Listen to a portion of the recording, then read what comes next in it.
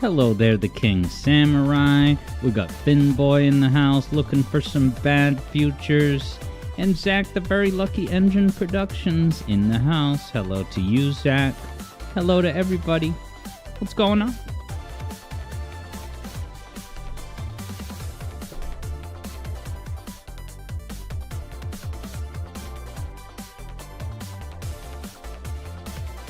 Hat Kid Sam's in the house. How's it going?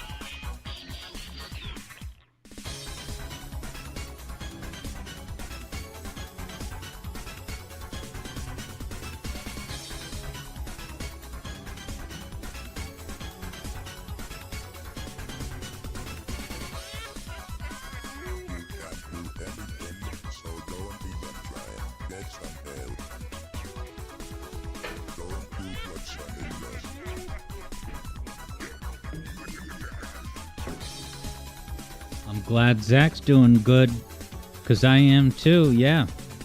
I worked on the music theory video today. Today I completed 2.5% of the next music theory video, which brings the grand total to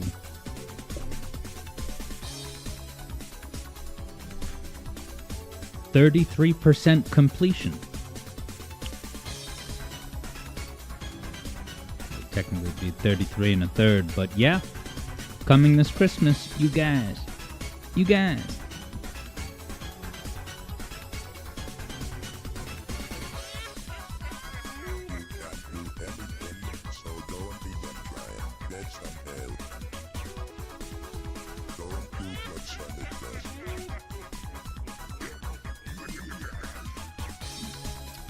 Is there a Thomas the Tank Engine IMAX movie coming out this Christmas?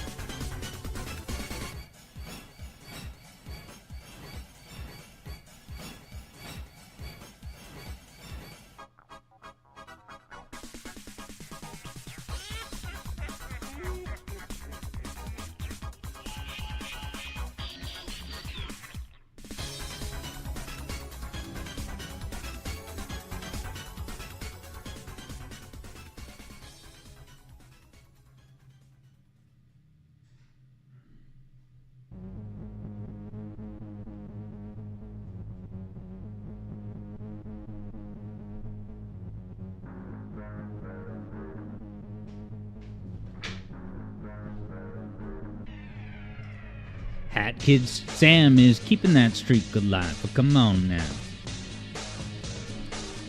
30 seconds, guys. It's gonna be so awesome. You're gonna see my gameplay.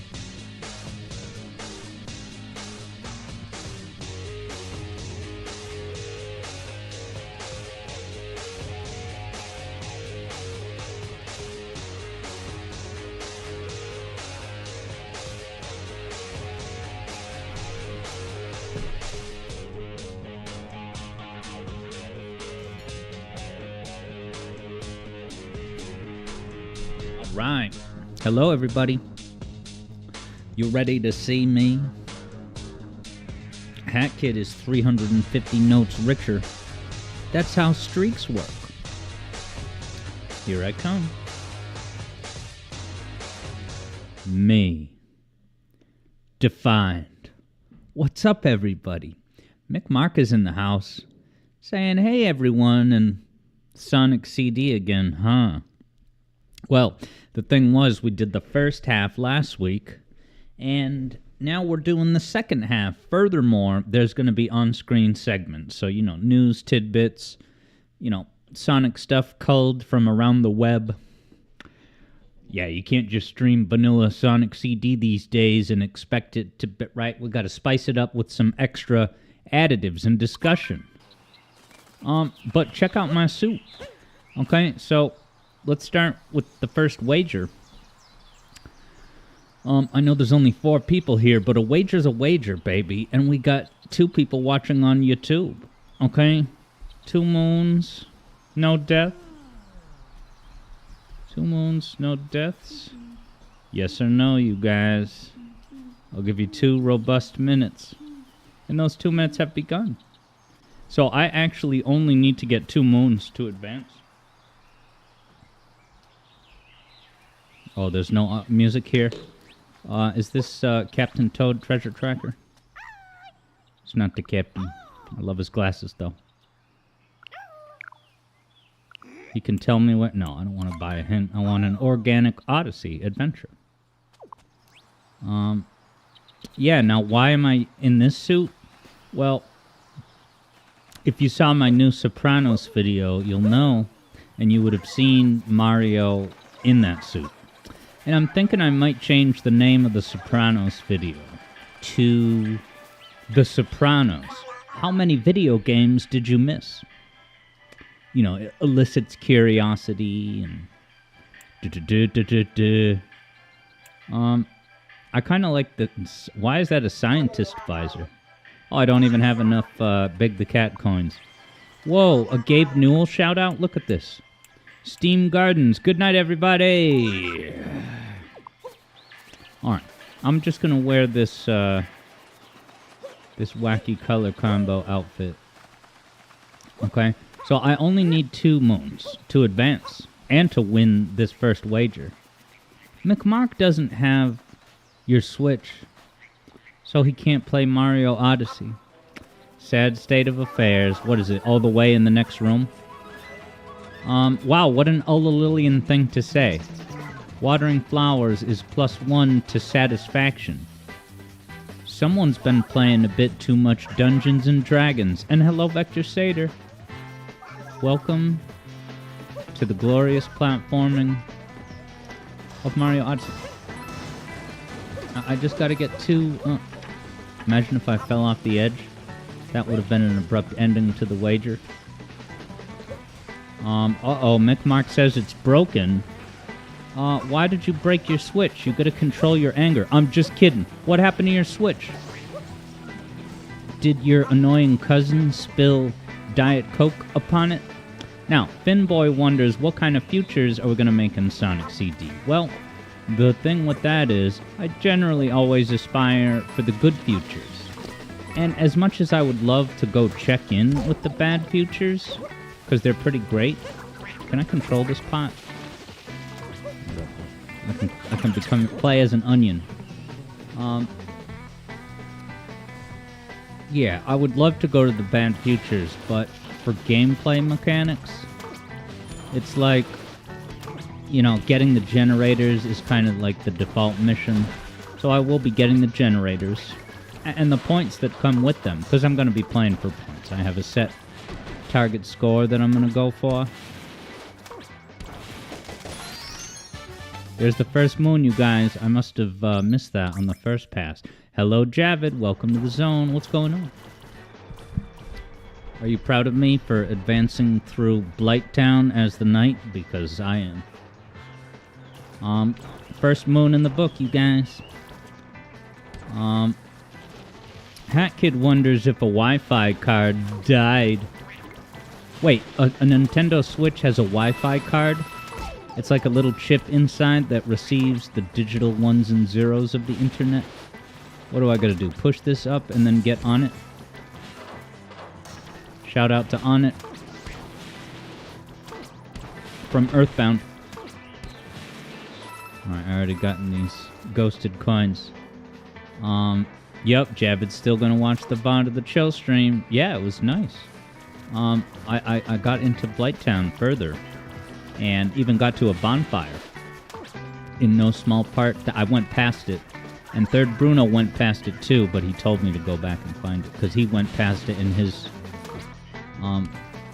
maiden voyage playthrough. Alright, McMark unfortunately reports that the issue with his Nintendo Switch is that the Joy-Cons had problems, and the motherboard had a problem, and the screen protector was cracked. I'm sorry to hear that. I hope you have enough patience to wait until the Switch ounce is announced. That rhymes a little bit. Should I still be playing as an onion? And can I talk to this character? It's not a character, it's just a magnet slingshot.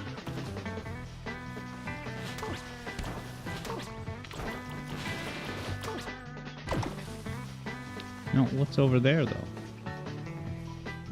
I probably got this one, right? But I can't resist, it's too inviting.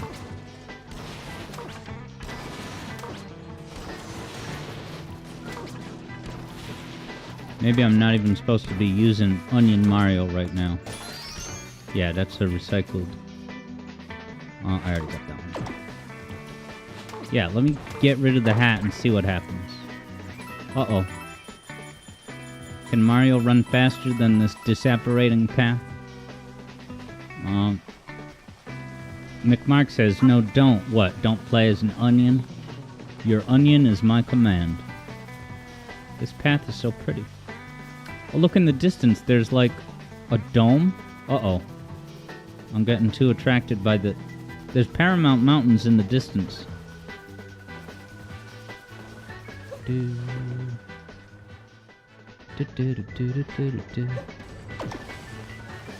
Oh yeah, this tower. You know, so far this level has been fairly linear. Okay, die. You do have hit points when you onion play.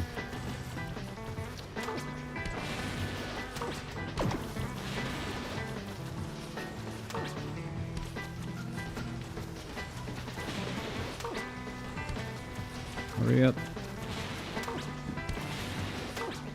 This better lead me somewhere engaging. I didn't get that one? I remember this room. There's the 2 moons that I needed. Alright, so I will pay out the wager, but I'm just gonna keep exploring a little. Nice job, McMark, on correctly predicting that wager. You won. Alright, next wager, same premise. 2 minutes has begun. Place your bets. McMark finally won a wager. Very cool. He's stoked. Ghost of Burb's in the house. How's it going, Ghost of Burb? I'm ready to traverse the white light. Guys, Dark Souls, traverse the white light. It worked. These games have more in common than I thought. Yeah, did I face a boss up here? Yeah, so he's telling me I can just leave. But, what is this here? Is it... What's down there? They were like Well, we have this boss arena.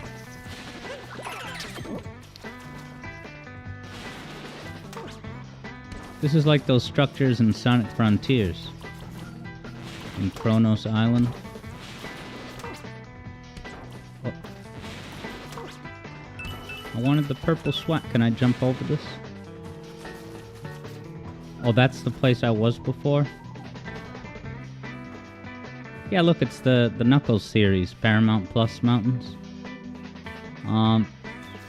Nice. Ghost of Bird's making some coffee because you don't have work tomorrow, so it's caffeine in the afternoon time. Hell yeah.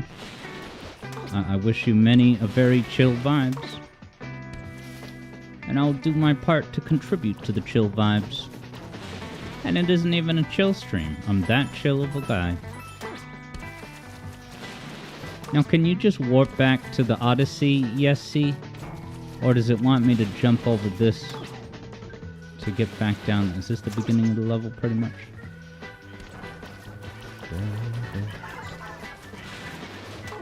What's this? Oh yeah, this was how I got here.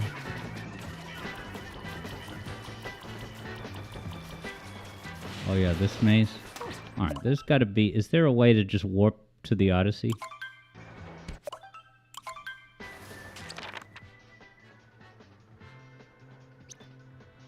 Oh, sweet. They explicitly call it warping.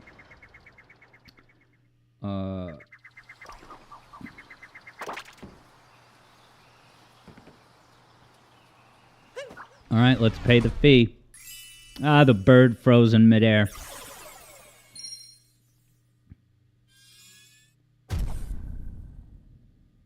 Odyssey. Yes, see.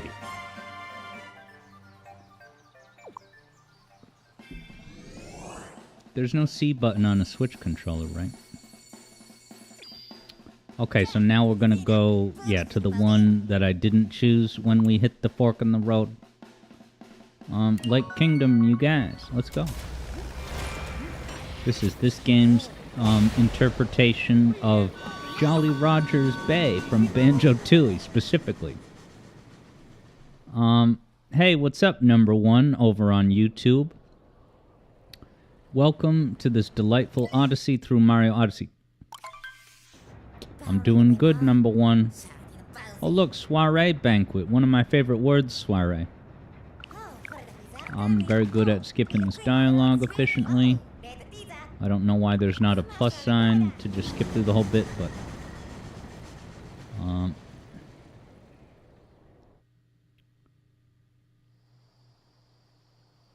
Yes, number one says, we're safe between us with long and complex names. If Alex Yard Adventure counts as a long and complex name. It's just 3 words. Successful movies, typically one title, one word. Titanic.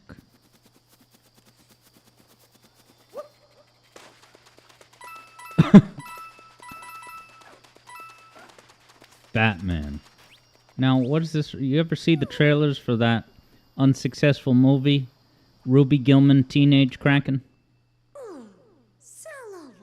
Wow, McMark is hyping up this world as the best of the game.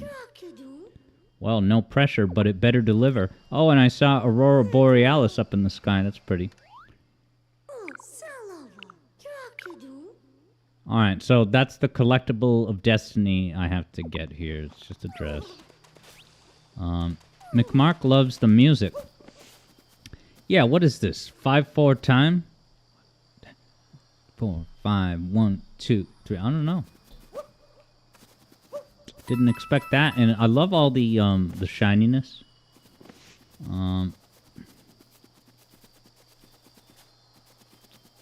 What's another good well, not necessarily a good movie, but, you know, a really successful movie with a one-word title. Avatar. Cleaver. Avatar 1. Whoa, this water is like rainbowish? Why does the water look worse in Tears of the Kingdom? I'm just kidding. Can I talk to... Oh, okay. Auto talk. Oh, Mario can sink. He's not naturally buoyant.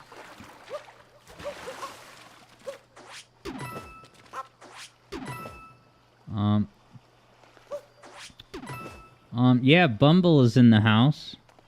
You're wondering what's different in this Mario game? Well, people like to call this open world Mario. I don't know if I buy into that.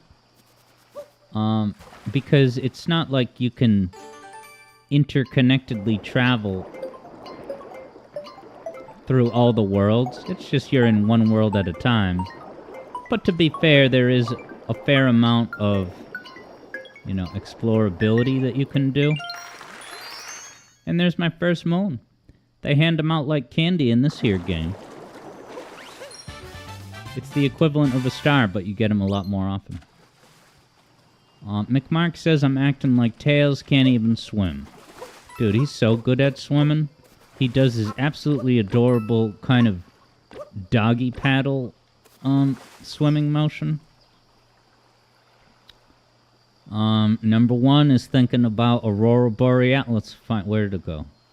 All right, I gotta get a good vantage point for the Aurora Borealis, steamed ham, skibbity toilet, all the greatest hits. Oh wow, I can hold the ground pound button to go down really fast. It's kind of sweet.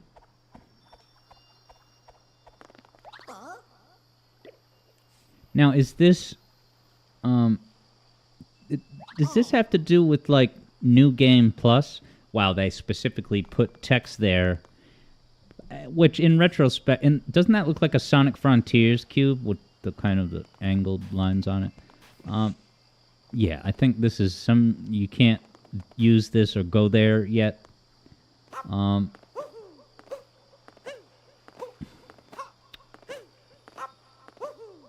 Oh, you're gonna see his powers, Bumble. Watch this. I can throw my hat and magic happens. I can collect purple coins, which is where Sonic Frontiers got the idea with the cat coins. But yeah, McMark confirms you have to beat the game in order to unlock that.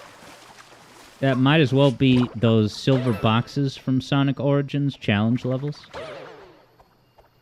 Water Plaza. Alright, so that's the way in.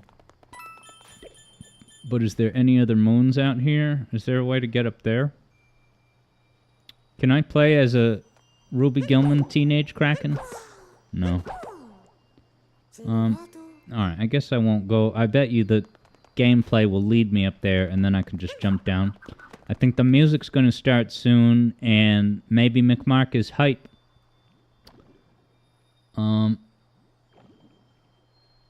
Hat Kid saw a Hat Kid outfit? What, in the store?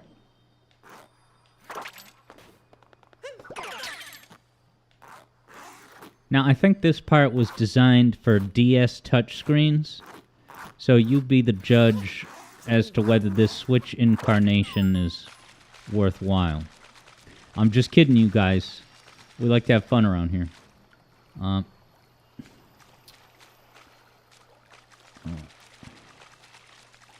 Yeah, number one says, this game is as open world as Sunshine and Galaxy. Yeah, is it really any more open world than, like, a game like Sunshine? Now, that's what Super Mario Sunburn purports to be, right? A more interconnected, freeform level exploration. Oh, and you have an air meter. Where can is there bubbles in the middle? What's there? Yeah. This is nuts. Eat your heart out, Banjo-Tooie Atlantis. Ah, you see Mario? You can't see his face now. Uh-oh, don't die. I only got one moon. I mustn't lose. Ooh, a coin. Is there going to be any dangers on the way to this coin? Aw, sweet. No danger. Which way am I supposed to go? Anywhere. That's the whole premise of this game. Alright, there's 2 moons, you guys. If you bet yes, you could be in for some winnings right now. Hat Kid says on Mario. Oh, you mean like Mario's outfit right now as we speak? Is hatting time. Nice job, McMark, picking up a victory that it's going to get a chunk of Javits points. Sorry, Javid. I didn't die. Maybe I will die in the next one, but I don't know. Either way, it starts right now. 2 moons, no deaths. 2 minutes has begun. Bumble wonders what the moons are for. They're pretty much like the stars in Mario 64. But there's a lot more moons than there are stars. And the amount of content you have to execute is not as much. You know, you could get 2 back-to-back pretty quickly if you happen to look in the right spot.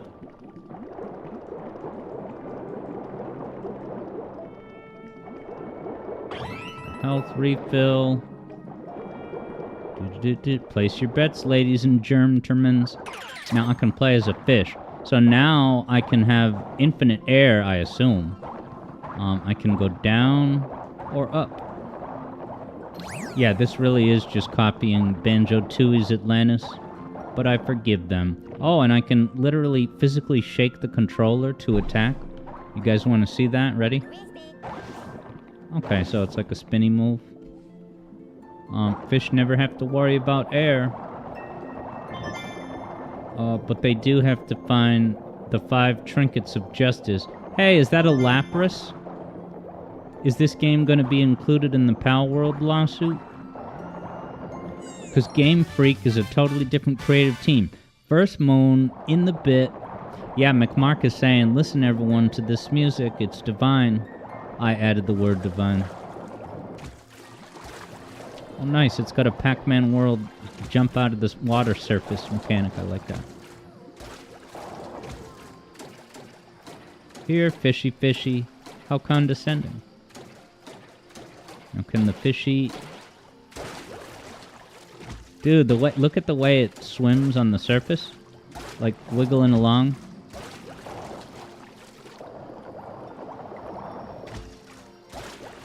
Alright, I can't replicate it, so I don't care anymore.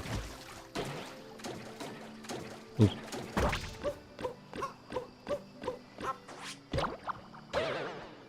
Alright. Oh, is this gonna have 2D gameplay?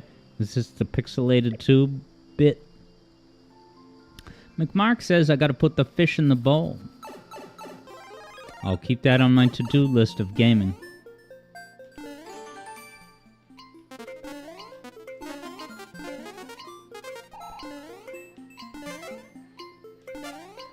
Oh, I choked.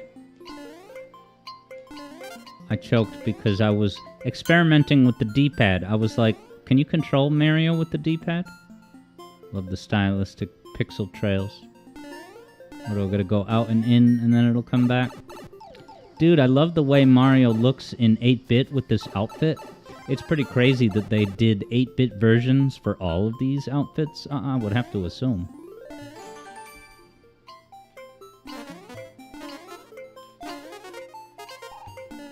I love the sound of the notes as you collect them.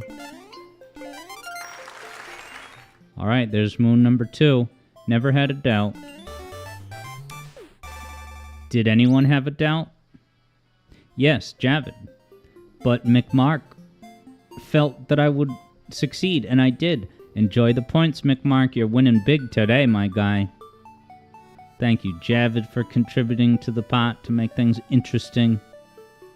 And also JJ. Hi, JJ. Next round, 2 moons, no deaths. 2 minutes has begun. Get in on the betting while it's good. Can you keep going this way? Look at this content. Are those just the purple coins? Yeah, they look blue here. That's weird. Ghoster Burbs rocking out. Alright, number 1. Have yourself a good stream. See you next time. Skilled at being flat. That's how the game is coded. Is that island of any use to me, man? Love that long jump.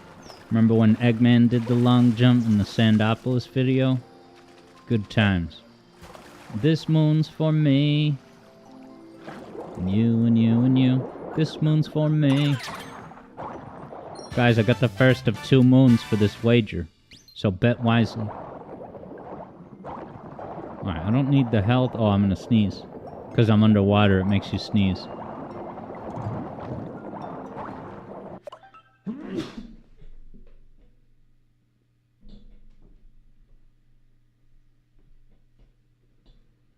Everything's great, and now I'm gonna get blessed? Dude, I feel so blessed already.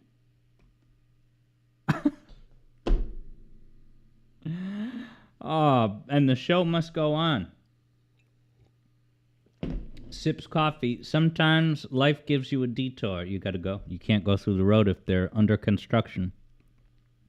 Okay. Ghost of Burbs got supersonic sneezing, maybe, in honor of my sneeze. I only gotta get one more moon to win this particular wager. Did I go over here? Is this how I got into this chamber?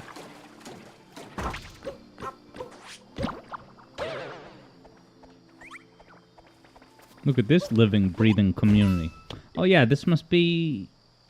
Well, oh no. I wonder if this is gonna... Oh yeah, that's the opening courtyard. Cool. So I was 100% correct.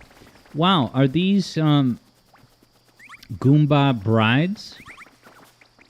They're about to get married to this triple stack? Isn't that adorable? Oh, I can play as a stack of Goombas. And McMark is, again, saying... Yeah, I gotta put the fish in the bowl. Hey, is that a portal to a different level? Is that what those paintings are? Speaking of Banjo-Tooie... Banjo-Tooie actually does have little shortcuts that you can go directly to another level. But I think they're one-way shortcuts. Can these go in the water even? No. Pathetic.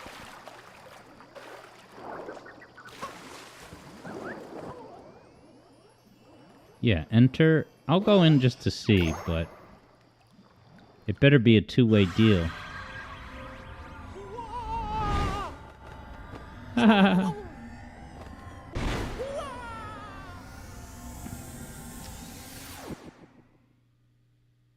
Wow, McMark knew where the... What the hell? So I'm gonna get... Wow, this is amazing. So it gives you kind of a tease preview of another level. You can't go play it, but they give you a moon. That's pretty cool. I like that. Secret path to Mount Volbono. Okay. And that's what I like to call two moons. And that's why McMark is the victor again. Thanks, Javid, for contributing to the pot. But you never know. You could win it all back on the next wager. It's possible. 2 moons, no death. Next wager begins right now. Place your bets. McMark is riding the high of winning 3 in a row. That is nuts. McMark knew it was the Luncheon Kingdom, and thus, McMark is a cool kids gamer.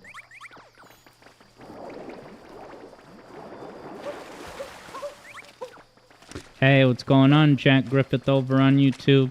Hey, so today, actually, I listened to that thing, that YouTube channel that you mentioned about the guy who does, like, original music in the style of, Sonic games, and it was great. I might put some of that in the waiting zone. Like, it was good stuff.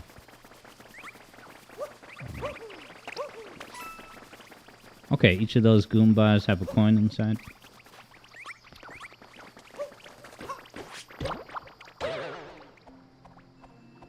Now this is one of those zipper things. You play as a zipper. You know, admittedly, this is hilarious.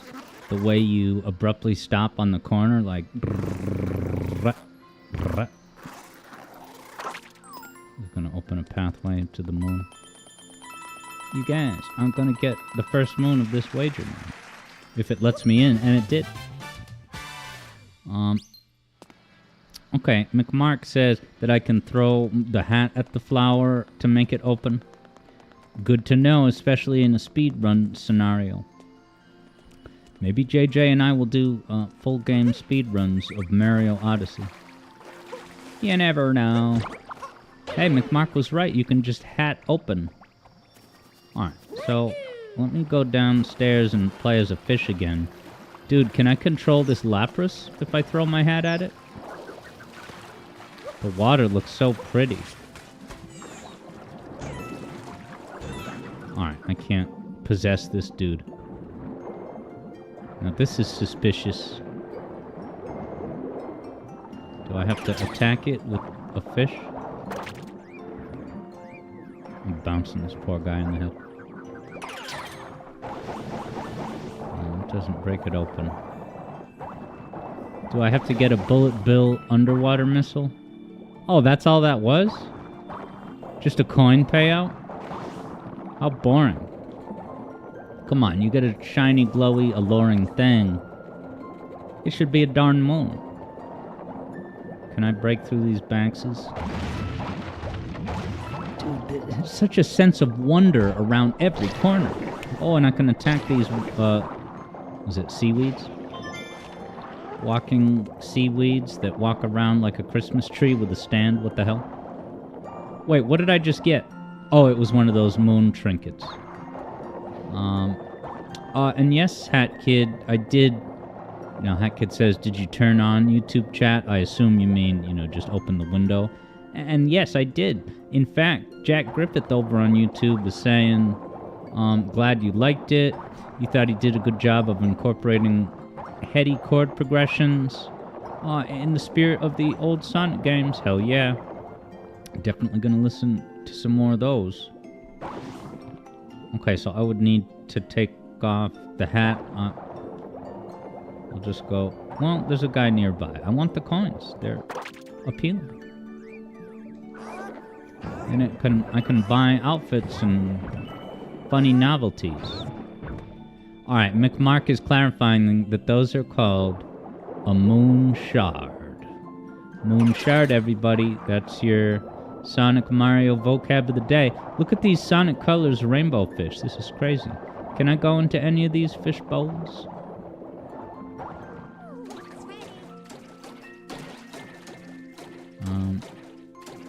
Yeah, how could I break this boulder? I think I got the first moon, right, McMark? The first moon of this wager was in that, like, it was like in jail behind bars. Alright, McMark says I gotta beat the boss first to be able to enjoy that content. So let's go into the big old fish bowl. Grab a health pickup before I go in.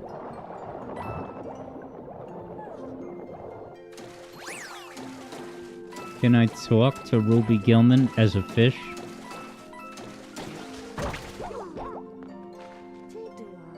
I'm just worried about Bowser. Can't live your whole life in fear. Hey, look, it's the Burb, Ghost of Burb. He's got a cool hat, too. It's the secret I'm seeking. Takatu knows it. Calling all Burbs. Hey, what's up, Funny Frog? You say you thought I disliked this game? It's a cool... it's just... Because it's in the Mario series, it's held to such a higher standard, right? But if you take a step back, no doubt this is a really cool game. It's just... Yeah, I don't know. I never want to play this game. It's very fun to stream, but I wouldn't want to play this on my own. I guess it's just too easy, and I don't know. It's a cool game, though. The Mario series is burdened, in a way, by the exceptional quality of all the games that came before it. Kyo says that Bird is delightfully animated, and Ghost of Burb says, good Burb. Oh, such a good Burb. Love it. Great colors. Alright, so there's a shop upstairs. Getting fresh, saying, same way you get to swim.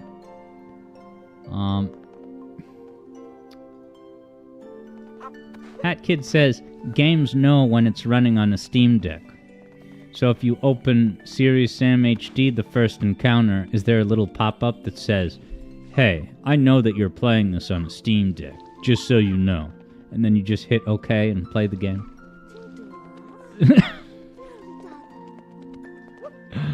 Oh, another great week in the zone, everybody. We got segments during Sonic CT today. That's going to be cray.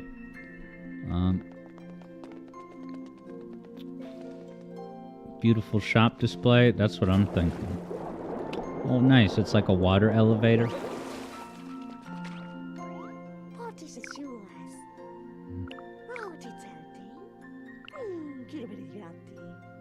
Oh, are you, sweetheart?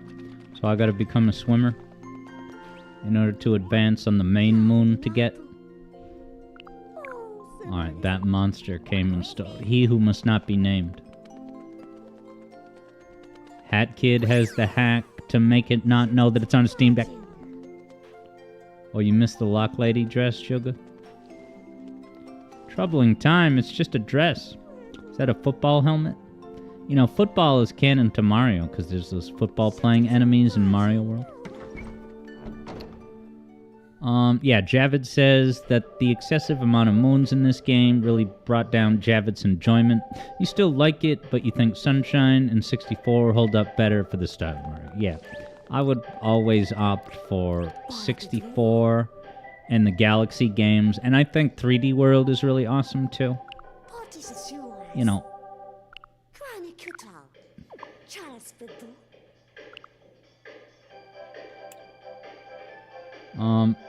so I assume that I do have to get the swim stuff. Can you confirm that, McMark? Do I need the swimming outfit to advance? Keo is also giving a shout out to the Mario Strikers games. Yeah, Dem Roofies is sad that Sunshine is not mentioned in the 3D Mario Praise lineup. Sorry, Sunshine. When I had to fight that repetitive squid boss for the 4th and then 5th time, I got my feelings hurt. I'm just kidding, man, but we can talk about it. Yeah, Mario Sunshine is also a game that is kind of burdened by the series' reputation. But yeah, I do think Sunshine is, you know, it's that kind of innovation that I always encourage and applaud. Like, Nintendo seems afraid to innovate in the way that they did with Sunshine. It was like Sunshine was the last art house game. You know, mainline art house game, to use an oxymoron. Wow, Ghost of Burb's Burb Maki just climbed up the monitor and tried to bite me. I'm that scrumptious looking to Burb eyes? That's flattering in a way. I could just buy a moon, win the wager right now, but I'm not going to do that. Fashionable cap depends on who you ask. Now, fashionable outfit, I'm not clashing, you're clashing. Get me some of this. And then we got the Zipple outfit, but I don't want to drop an entire 1,000 coins just to rip out my Zipples. Mechanic outfit, that looks more like an astronaut. What does that say, Famicom? That's awesome. Alright. McMark says I need the swimming hat.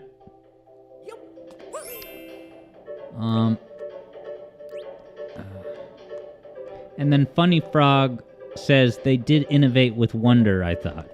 Don't get me started about Wonder. Where's the hat? Isn't that the hat?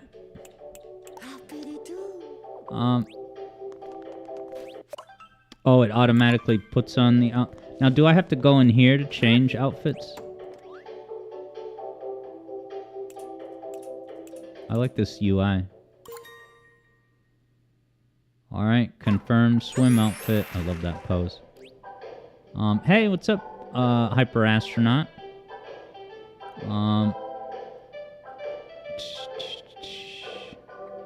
Yeah, Demrupi says the overworld for Sunshine was amazing, but this game ain't even got one. Yeah, and you know, I think that, you know, people say, oh, Mario Odyssey is open world Mario, but not, because all the worlds are separate. If there was some kind of hub that connected them all together, that would be a different thing, possibly. Alright, I'm allowed. Admit one.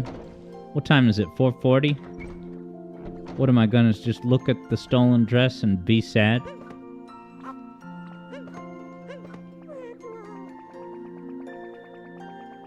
What the hell is the point of coming in here? I was ready for exciting gameplay. As a reward for putting on the right suit. Well, McMark said throw my hat at the... That's what... Oh, I gotta throw it at the head?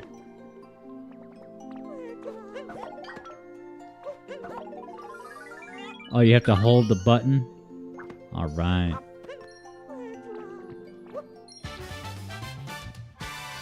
I feel underdressed.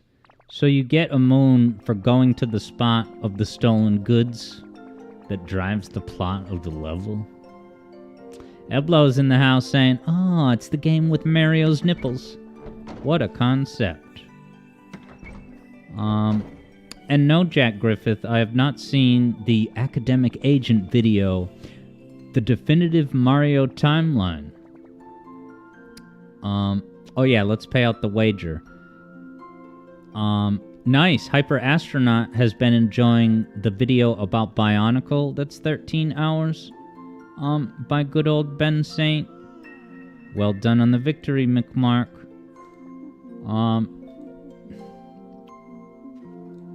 Alright. Because I don't know how many moons I'm gonna get, this last wager will just be no more deaths. You know, for the remainder of this. There's only like 5 minutes left of Odyssey.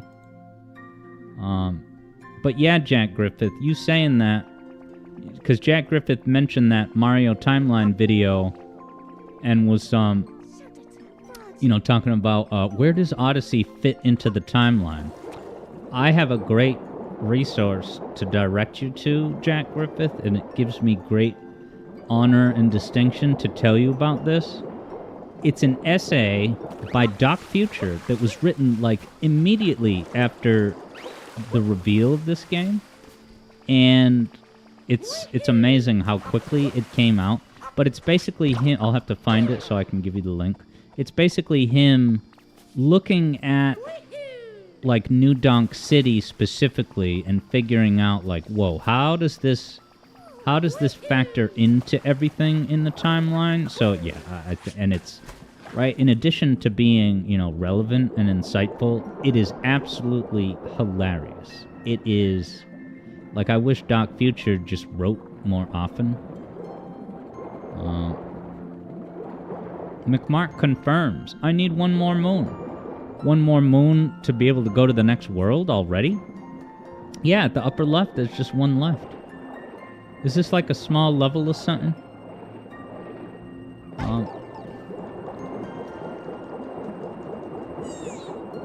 Oh yeah, you can drown as Mario.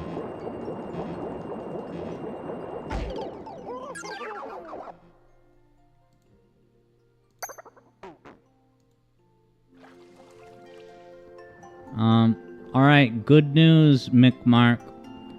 You don't lose your points because no one bet no. But you would have lost all your points because I died. So I'll just delete the wager. What is it, 443? Yeah, Javid looked away for a second, you missed the bet. Yeah, I ended it, with 20 seconds left because I kind of not paying attention and I drowned. Well, I kind of... To finish this, maybe I should get the moon shards. What are they called? What did McMark call them?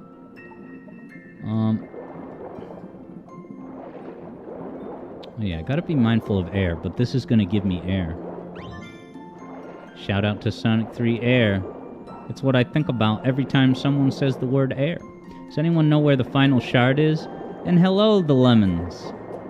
And yes, Jack Griffith, Doc Future is the guy's name. He posted it on Medium, that, like, blogging website. Medium, I'll find it for you, though. It's so good. I would read it out loud at the end of the stream as, like, a, you know, dramatic reading ASMR. Yeah, Hyper Astronaut says they're called moon shards. Hyper Astronaut says it's on top of the thing where the door is blocked by a rock. Oh, on top of that? Oh, yeah. Oh, you could just go on top. There's a top entrance. So where's the moon gonna spawn? Down in the town square. Wow, so I was seriously able to beat this level in a 45-minute session? Is this like a smaller level on purpose or something? Thank you for the pro tip, Hyper Astronaut. Eblo says, Mario definitely pees when he swims in this kingdom, polluting their environment with no regard for decency. Oh, so that's why when you swim at the surface, it's like a rainbow. Yeah, you can see the after chemtrails of Mario's decision to do that. And with that, let me boot up Sonic the Hedgehog compact disc. Damn rupees like this level. It's unfortunate how small it is. Alright, so it's not just me. This was smaller than the typical level. Funny Frog says, Odyssey is the perfect example of quantity over quality. The game has over 6 times the moons and stars than Galaxy, but it has little substance to collecting them. Right, I mean, it has 6 times more stars, but it doesn't have 6 times more gameplay because the thing that the game asks you to do to get one moon is a lot of times, you just stumble upon it. And then there's all those moons at the end where it's like rewards you for stats. Like, what is it? You have to jump 70 times. There's all these arbitrary kind of metrics you have to hit. But alright, it's time to set up Sonic CD. Javid says Mario would be dead if he had that much in his system. Alright, Hyper Astronaut's narrative is that this rainbow streaks chemtrails coming out of this Italian plumber from the greater New York, New Jersey area is in fact the oil from the maintenance on the ship. What ship? The Odyssey? I gotta set up Sonic CD though. So, hang tight guys. We'll be running... Oh, nice. Jack Griffith found Doc Future's... Now I can't wait to read it, because I haven't read it since, like, Odyssey was announced in, like, 2016 or whatever. Alright, go grab a pretzel, grab a good friend, say hello to your burbs, and I'll be back soon with Sonic CD, with on-screen segments, here in the place to be, the Alex Yard Zone. See you in a couple minutes.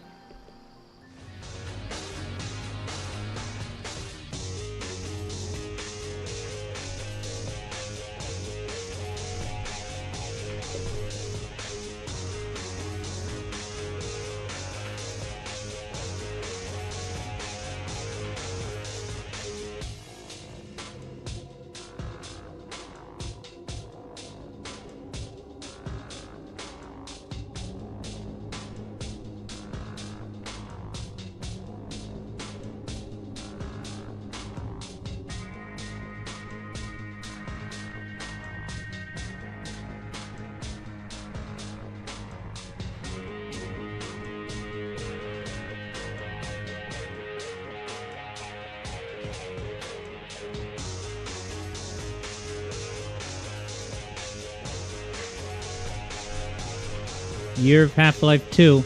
Also, ignore that timer. It's not going to take 9 minutes.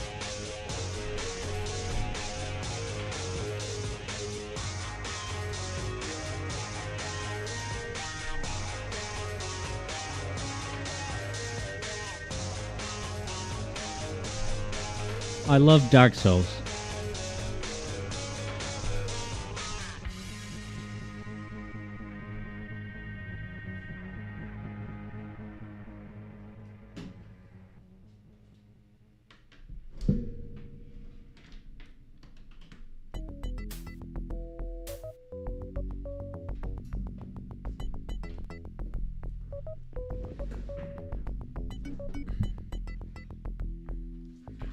Oh, and you bet there's going to be a wager for Sonic CD.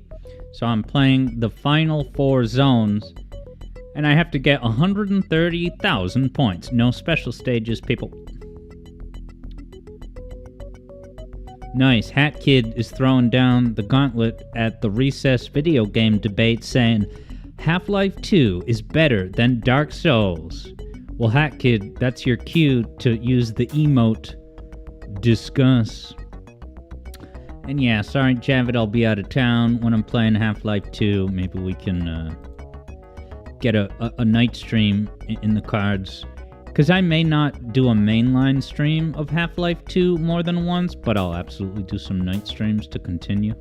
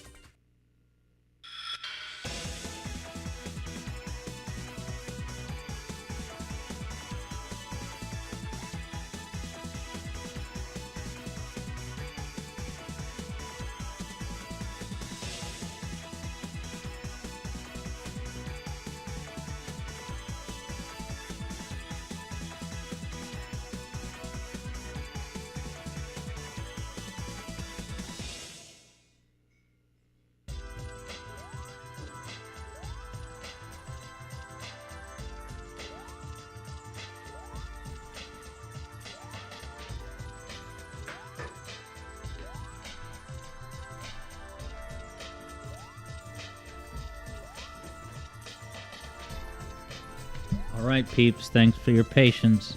Didn't mean for it to go that long. Here I am. Me. Uh-oh, McMark said don't start without him, so we have to wait.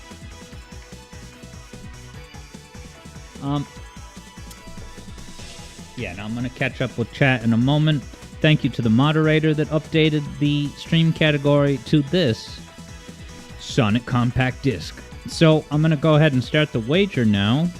Quartz-Madness, 130,000 points, which you can see at the lower left-hand corner. 30 minutes to bet starts right now.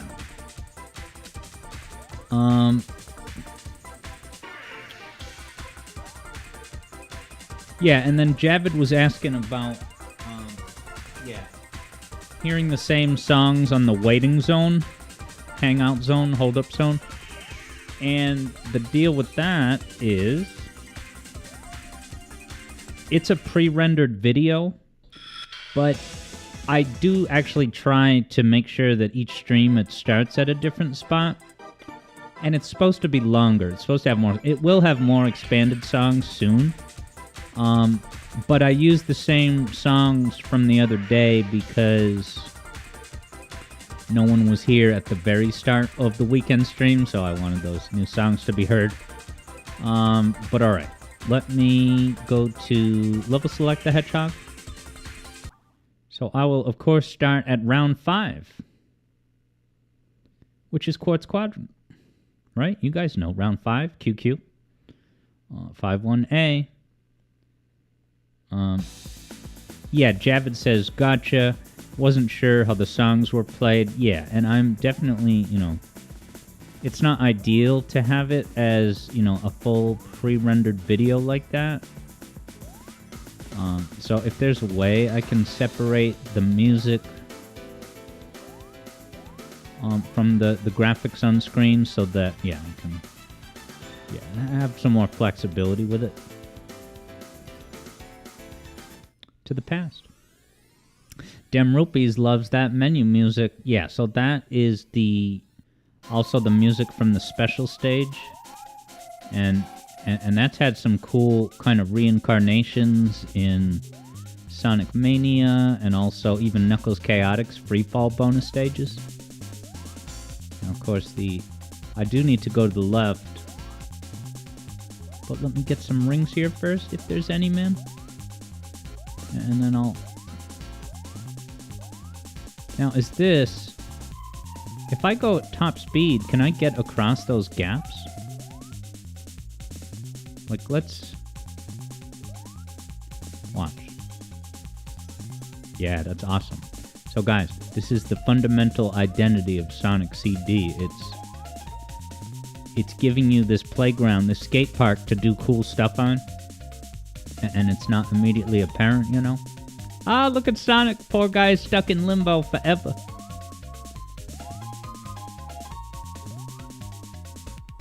But watch out.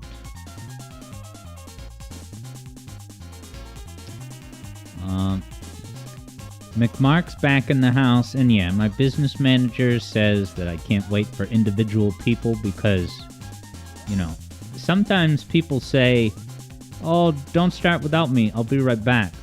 And then they go get their laundry, and there's a problem with the washing machine where now their clothes are all sopping wet. They're not supposed... When they get out of the washer, they're not supposed to be sopping wet. They're going to be damp, sure, but not sop... Now you got to wring out all your clothes. It takes forever. To the point where you might have forgotten that you told the stream to, hold up. But yeah, we're just having some fun with that bit. How about Jack Griffith saying skate park is a good metaphor? Why didn't they ever make a Sonic skateboarding game? Yeah, if I were to think, is there any... obviously there's no dedicated Sonic skateboarding game, but is there any situation in like a Mario and Sonic Olympics or like Sonic Cross Mario Party or whatever? Sonic Cross Shadow Party. It's Sonic's take on Mario Party. And of course, we're going to get to the first on-screen bit once we get to the second level. You know, the second act. You never want to do an on-screen bit in the very first opening act of the entire run. It's just, you know, it's not. The style guide advises against that.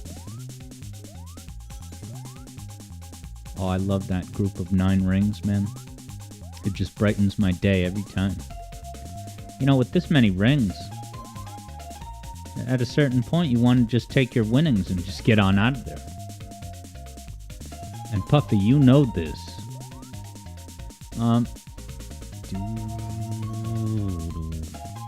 Yeah, Jack Griffith says maybe Sonic's more of a snowboarder. Yeah, because you got your ice cap in Sonic 3. And of course, Sonic Adventure 1. I'm looking forward. I decided that the Sonic Adventure 1 stream this coming Wednesday is going to be with E102 Gamma hub missions. It's going to be freaking sweet. That moment where you're in the lurch, falling down, you don't know if there's spikes below. No special stages today, guys. It's time for our first segment. Yeah, Jack Griffith says, oh wait, Sonic 3, Ice Cap, hell yeah. McMark is rolling through Wacky Workbench. Oh, that's a good point. Hyper Astronaut, good call. Pointing out that in Sonic Generations, yeah, there's the skateboard mechanic. Where is that in a monitor? Now, is that from Unleashed, or is that just its own thing? Now, this is another skate park moment you can peel out. You think that gap is a problem? Absolutely not. If you can see it, you can do it. Hey, what's going on? Third Bruno's here for real now. And it's just in time for our first on-screen segment, guys. So, check it out. The talk of the... It's not the talk of the town, because this... Anyway, this video came out by Splash Dash, you know, LS Mark, about, you know, recent community discussions that allegedly there's a sector of Sonic fans who think that Sonic Mania is, like, not a good game anymore. Okay? So I'm curious if any of you have had a shift with Mania. My evolving position on Mania is interesting because, guys, you gotta understand, I like to poke fun at Mania, even though I still think it's really great. But in that first year that... Whoa. I gotta get rid of the shield. In the first year that it came out... Did I miss a time travel avenue? Get rid of this. The first year that Mania came out, I was absolutely smitten by the game. I loved it. I played it so much.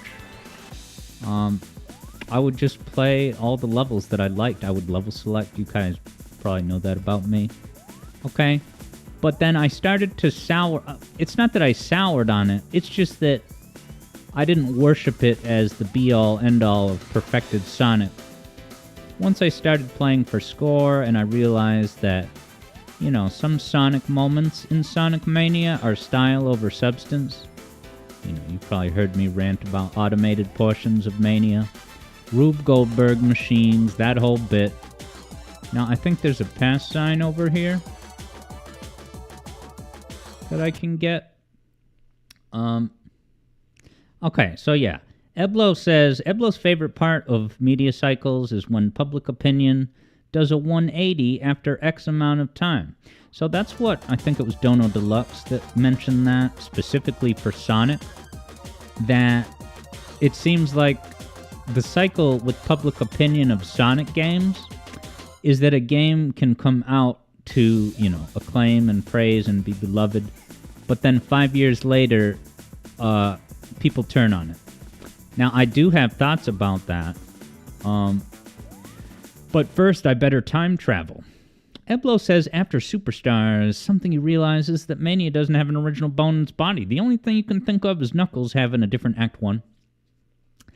Yeah, and, you know, as far as Mania being not original, you know, in terms of the reuse zone, I guess I don't really hold that against the game all that much.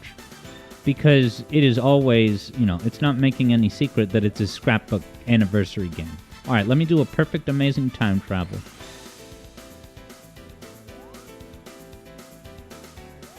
Ooh, that was too close. Right, as Ghost of Burb says, Mania was supposed to be a celebration of classic Sonic. Yeah.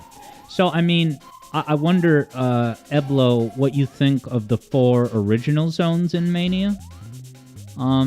Because I could take or leave Desert Saloon, Mirage Saloon, and I've never been big on Titanic Monarch, but I do like Press Garden, and Studiopolis is pretty cool. Whoa. Is there another enemy down there? Yeah, so here's my theory that I'm gonna be, investigating over the next 5 years. My theory is that, well, if the public's opinion has turned on the game, my first question is, who is saying it? Is it a prominent YouTuber that said it was great 5 years ago and is now changing their mind? Or is it just, a bunch of random commenters 5 years ago, and then another slate of random commenters more recently?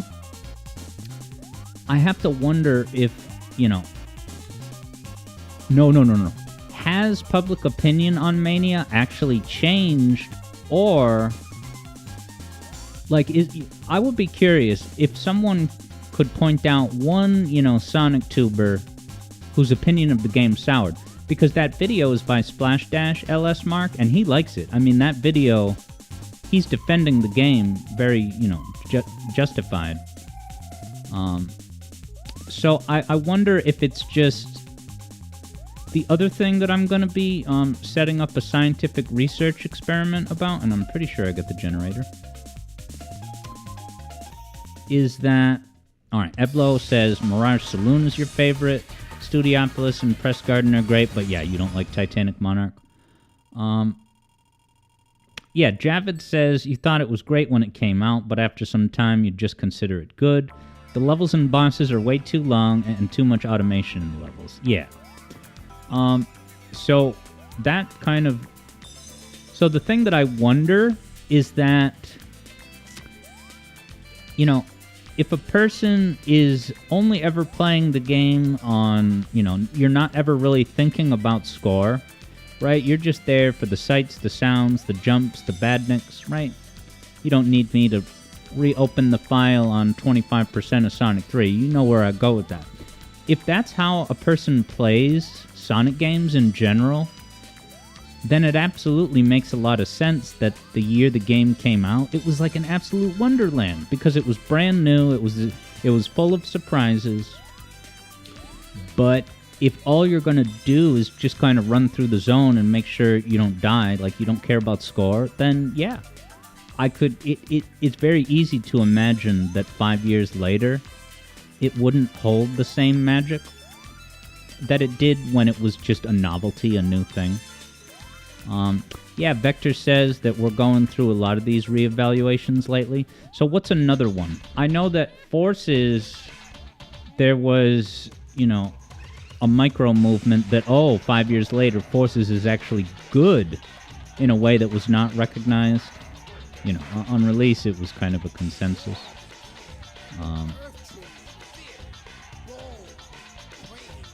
Yeah, and Third Bruno says, you can see what your Spanish 4 teacher said about art withstanding the test of time.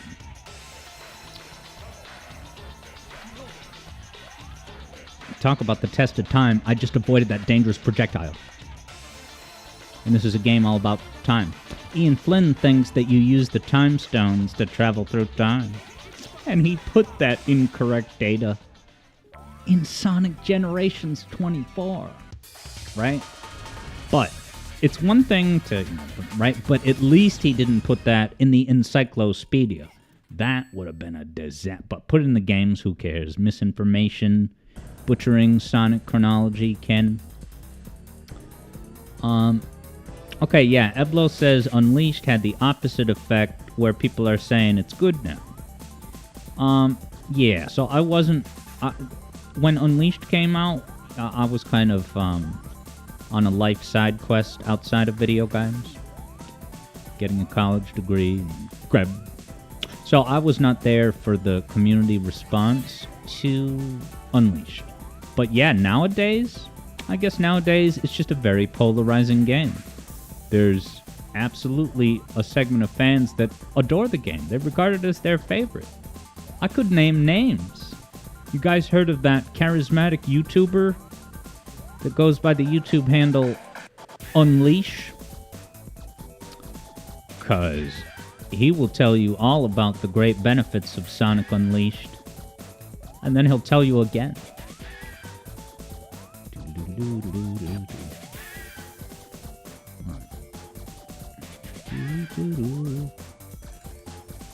So yeah, Sonic Mania wager when, JJ? Next week? Front half?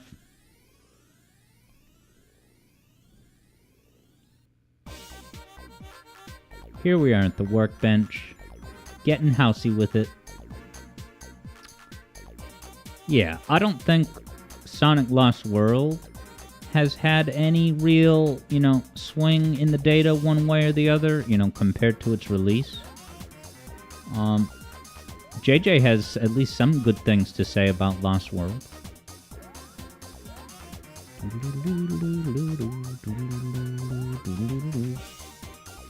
To the generator. How did I get up here? Yeah, Jack Griffith can't take revisionist YouTubers seriously. Because, dude, Jack Griffith has heard people say that Mario 64 doesn't hold up. Yeah, I think Subsonic Sparky's World was peddling that narrative, and he was not able to get me on board.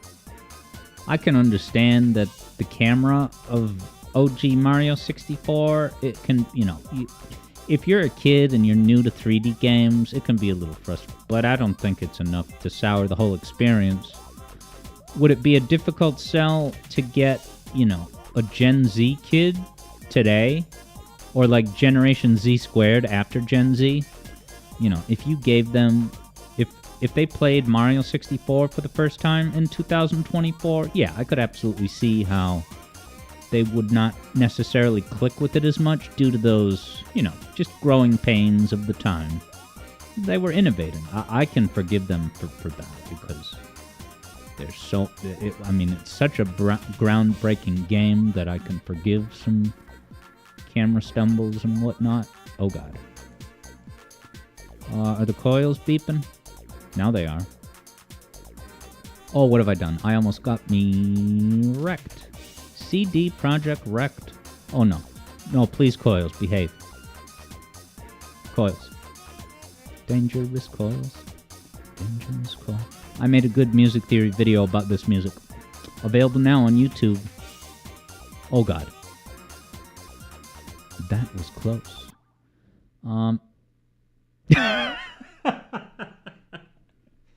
Eblo says, who said Super Mario 64 is not that good? I just want to talk. Oh, is that great? Yeah, and I want to be there as security, making sure that person doesn't pull any funny business. There's 10 rings underneath my yes. Nice, bro. Hold the button, get the nice item monitor bounce that, yeah, guys, hate to break it to you. That item monitor bounce is not as much of a thing in Sonic Superstars.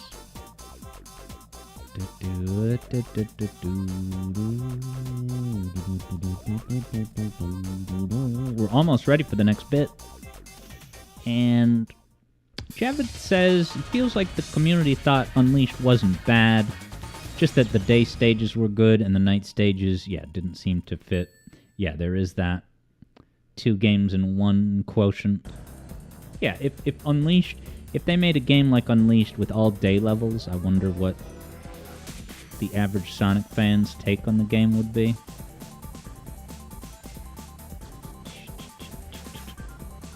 Now that's a bad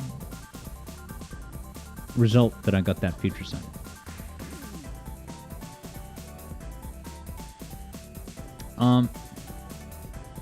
Yeah, to be fair, Hey, what's up, Alexa? Yeah, no, I these days, Alexa, I don't forget about YouTube chat. I now have that as part of my Go Live checklist. Open up the YouTube side of things. What's up, Alexa? But yeah, I want to see what Vector said. To be fair, I think that's what TBF means. 3D was overvalued at the time of Super Mario 64. It's probably healthy to be a little bit suspicious or skeptical of holding the same esteem for the game without further examination. Yeah, you know, I can only speak for myself that, like, I mean, when the game came out, it's going to be a pass sign, right? Nice. When the game came out, Mario 64, it was a revelation. It was the most amazing thing I had ever seen. And I truly mean it when I say that, you know, replaying the game, when 3D All-Stars came out, not only did I still love it, it was like, you know, being able to play it all these years later, knowing, you know, everything that I know now about the way that game design evolved as a culture, and right, that looking back at, did I get the generator just now? I must have. Yeah, because I went up to get the scooter. It's possible that I forgot to jump on it. Yeah, Vector. Yeah, Eblo says people born after Sonic Unleashed are old enough to drive now. Isn't that nuts? Vector Sader says, personally, I've never been able to get into any of the 3D Collectathon Mario games. And that's even before Donkey Kong 64 poisoned the well for you. Yeah, did Donkey Kong 64 have a resurgence in popularity? You know, I'm going to stay in the past because if I go to the present, there's badness. And of all the trolly difficult levels, Wacky Workbench throws a lot at you. Sure, Stardust Speedway does, but I feel like Metallic Madness is less... It has less cheap shots. It does have troll level design, you know, like a spring that sends you to spikes, but those are beginner's traps, I guess. How about our next bit? Alright, so this was something I wanted to ask you guys about the future of... coils. Sonic Adventure 2 streams. So, as much as I want to do Chow races and Chow mechanics, I think it's gotten to the point where those streams are a little bit dull because I'm just grinding and feeding the Chow the chaos drives. So here's the idea that I had. The idea I had was to do that grinding and leveling up off stream so that when it's time to do a Chow stream, we just do the Chow stuff. So we can see a lot of the different races and racetracks and the different Chow... Oh. Is there a more better way out of here? More better.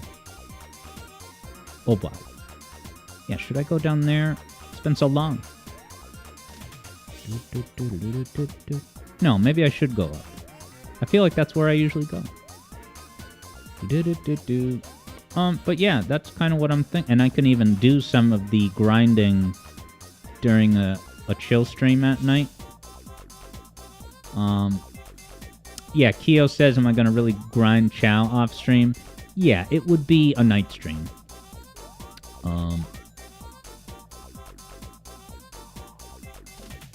Yeah, so that'll just give me something else to do on a night stream. Is there danger?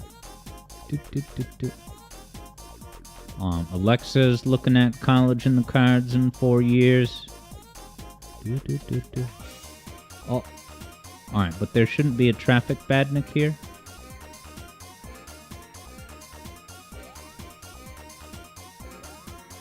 We're in this final corridor. Let's get out of here. Take these rings to go. More better certifies Alexa. And yes, Keo, Alexa is over on YouTube. just in time for the next bit. Look at this. So it gives me great honor and, what's the word, to award Eblo G the first ever Yardy Award for excellence in bits, because today too even, Eblo has been on a hot streak lately, cracking me up, making it look easy, and so I wanted to award Eblo G with the honor and distinction of the Excellence in Bits Awards. You're outdoing me at times, Eblo. What with the Tears of the Kingdom bit last time, and then the Penny's Big Breakaway bit. The thing is, you may know this about me, I'm a child of the 90s. And so, nothing is sacred. When it comes to humor, as long as it's funny and there's a joke or point to be made, I'm just, anything goes. I would never do anything distastefully or whatever, but, you know. And all of Eblo's jokes have been tasteful, so cheers to Eblo. Keep the bits coming. And just to recap, like, you know, they're silly jokes, but they just absolutely kill me. The Penny's Big Breakaway one was that the Penny's Big Breakaway story is a metaphor for how Evening Star broke away from game development.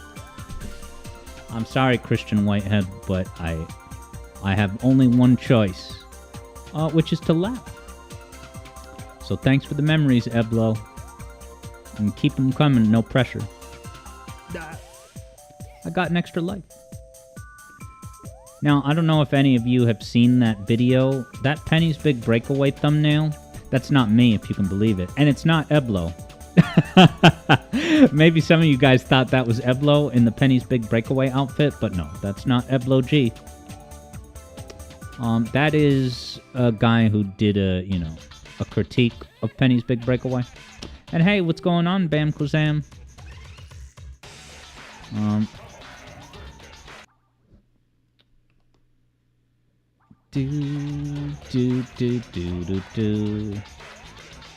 But yeah, Eblo had just a little while ago said, people born after Sonic Unleashed are old enough to drive now.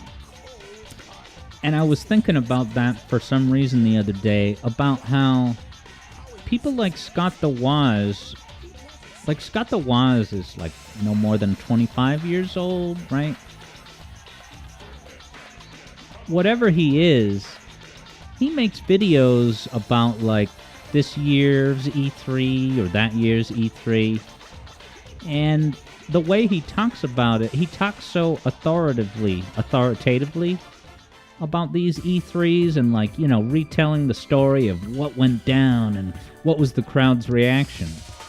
But when you stop and think about it, like, E3 2001, Scott the Woz was probably consuming baby food while Miyamoto took to the stage to announce Project Dolphin or whatever. Like, it's just really funny that, you know, our internet world these days, you can be an authority on things that you have no first-hand experience of by reading enough Wikipedia articles. No, I'm going to the bad future, huh? Alright, I can bounce back. From this. And part of the reason I will bounce back is with the next bit. Okay, so that's just a follow-up bit.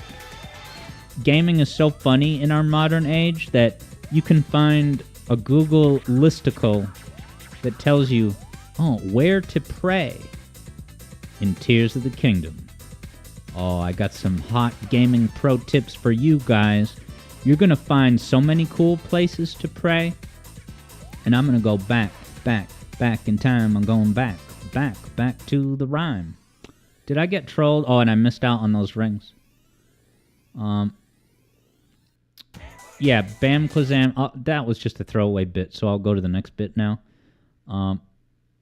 Yeah, Demropy says, it seems true we're in the autumn age of civilization, where new generations document history rather than influence culture. And And yeah, Ghost of Burb has heard people talk about Classic Sonic or Sat AM.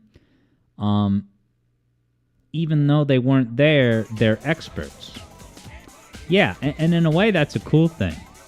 Like, LS Mark was probably in kindergarten when Mania came out, and now he's a big boy making 300,000 view video essays about Mania. And it's like, it's so encouraging to see the younger generation be so well versed in this stuff. But then you also do have, kind of a moment of pause. It's like, wait, how do you know all this? Is all your info good? You weren't there for that. You don't have the Sega Street cred. Hey, JJ's in the house. And it's time for our next segment. This. Me traveling to the past with the smiling face of Ian Potto Potts Flynn, who allegedly is saving Sonic games. Oh god, Badnik watch. So yeah, that's just a quick little video I found talking about, Ian Flynn's contributions to Sonic. And I think that this video incorrectly attributes a little bit too much to Ian Flynn. Saying like, oh, the Sonic stories and Sonic games are so good now. Isn't this such a relief that we don't have to deal with all the slapstick stuff in Sonic Colors? I'm so thankful for Ian Flynn. Well, it wasn't Ian Flynn's decision to ditch the Saturday morning cartoons of Sonic Colors. That was just Sega. Ian Flynn is a hired gun, and I'm not saying he contributes nothing to what the story becomes, but he's not the vision. He's not the one that chooses, all right, for Sonic Frontiers, I want the tone to be kind of more melancholic, mature a little bit. Vector welcomes JJ. And also, he used to be called Ian Potto, right? Is that what Vector told me? I got the name wrong last night, and Vector had the right name.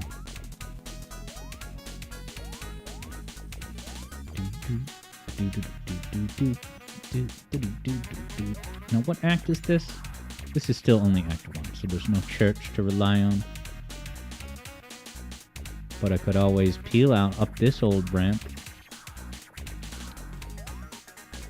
So yeah, Ian Flynn did dialogue. I'm so curious to see the rest of the dialogue in Sonic Generations 24. Because apparently, yeah, he adds in some references, the way that he did in Frontiers, like, Member Berry callbacks, literally showing you the Angel Island rock formations. And so I guess there's a point in maybe Generations 24 where they say something about time travel, and then Sonic says, wow, we're traveling through time and we don't even have the time stones. And it's like, sweetheart, the time stones are not the mechanism for time travel. You just go back in time, or you go to a special stage to go acquire the time stones.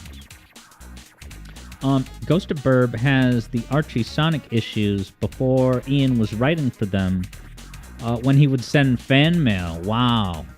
So that was back when Ian Flynn was just one of many, customers of the Sonic comic. And I'm sure that guy had thoughts. Thoughts that he was able to eventually implement. Can I get up here if I jump? Will it let me through? Oh, hell yeah. Now I'm playing with power. Did you know that you can jump up in that manner? Because today you just found out. Any troll hazard at the end. Wow, perfect timing. 5 minutes. No special stages. EB's cashing in on the streak. Hell yeah.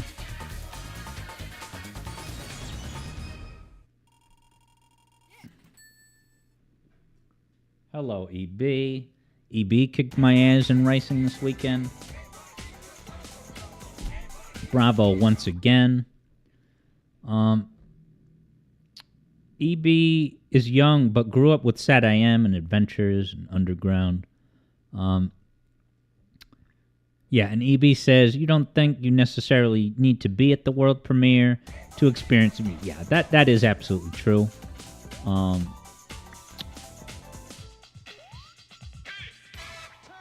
Yes.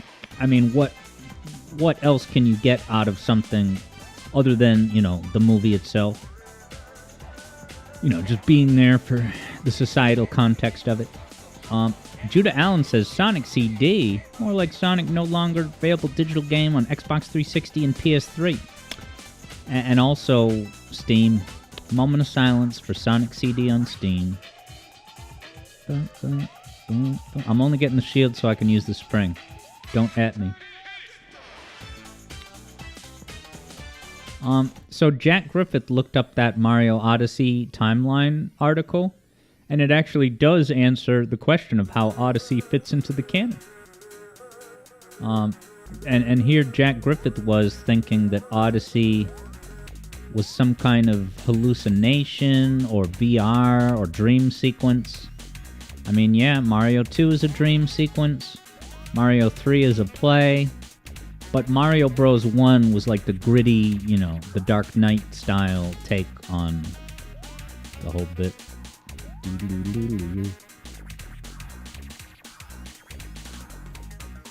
See that? I did a peel out and then I rolled.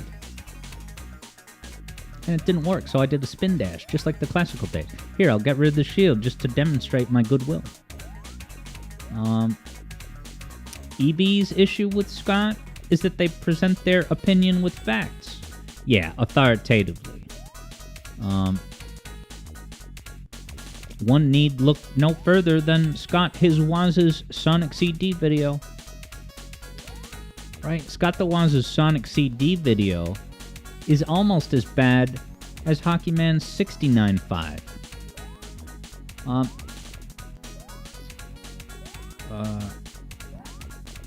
And yeah, Javid can finally play CD on the go now that you got the ROG Ally. What's the ROG Ally? Is that the Steam Deck killer? I'd never heard of it. I only have 9 rings. Oh, but I'm gonna take you guys to church. Just like I did in the Stardust Speedway video. A lot of church content lately. Judah Allen says, moment of silence for Sonic CD on Steam. Starts singing the song randomly. Some silence that is.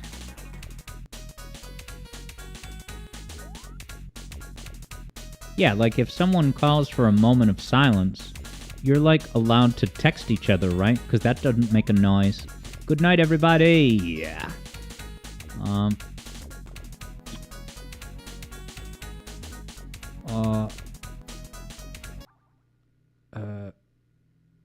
Ghost of Burb says, can't go, you'll burn up immediately. Who's burning? Dem Rupees can definitively state that he has never been subjected to a Scott the Waz content slice. You know, I don't think he's the worst, but I think the thing that makes it so that I can't like really get into his videos is the LS Mark style mixture of like bright smiles, but just this cynicism where life is a burden, gaming is a burden. You can almost feel his energy that like, oh yeah, I'm here stuck in purgatory reviewing these games for the next 10,000 years until my admission pass to heaven comes through. If he's going to heaven. Can you go to purgatory and then wait there, but then you end up going to hell? Don't answer that question. Look at these beautiful stars. Remember when I did the Mania Remembers bit? That was good vibes.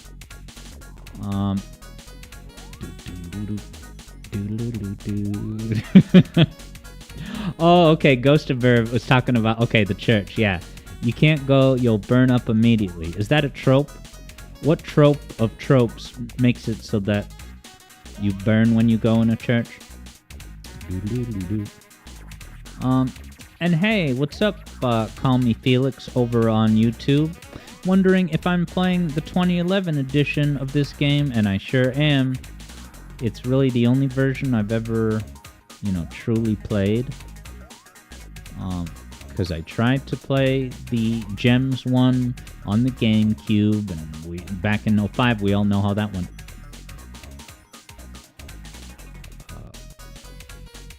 Wow, I could have easily lost my rings there. Did I must have gotten the generator. If there's flower, let me try and find a flower. I love that the flowers let you know. Oh God, I deserve that. I totally deserve that. And now I'm at 5 minutes. Uh-oh. It's become a nail-biting wager. I gotta get about 10,000 points in each act of Metallic Madness.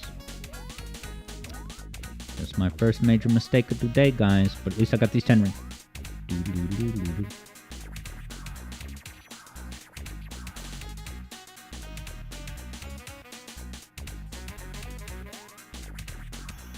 Ouch. Alright, Keo figures that it's vampire mechanics.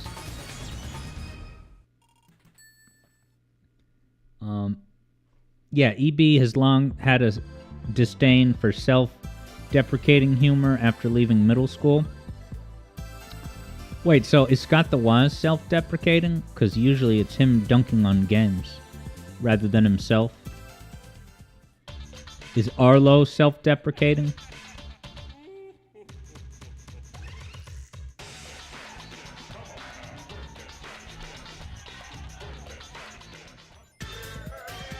Alright. I actually forgot about this. So this is an opportunity to get some points. Oh, this music is so glorious. So yeah, CD11 is the only version that I've really dived deep into. So there are, you know, any number of little quirks in this game that I don't even realize are different from the original. Oh, and I'm a dead man.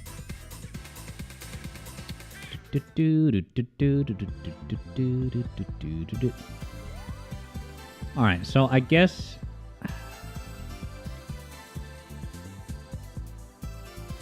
can't remember.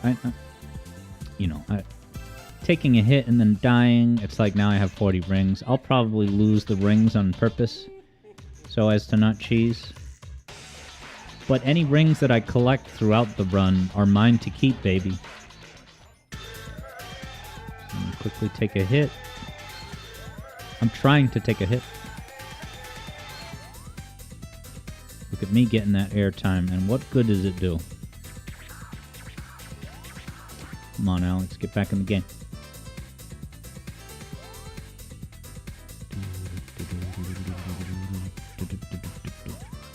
So yeah, the target is what, 130, and I'm at 105. So I wonder how much the time bonus is on this level in a typical playthrough.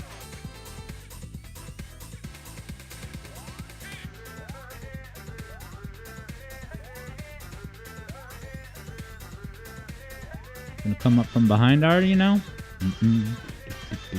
Oh God.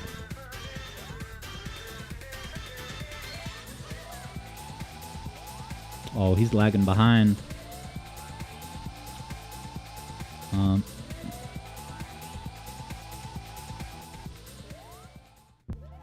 See how much points. 4K. Hell yeah.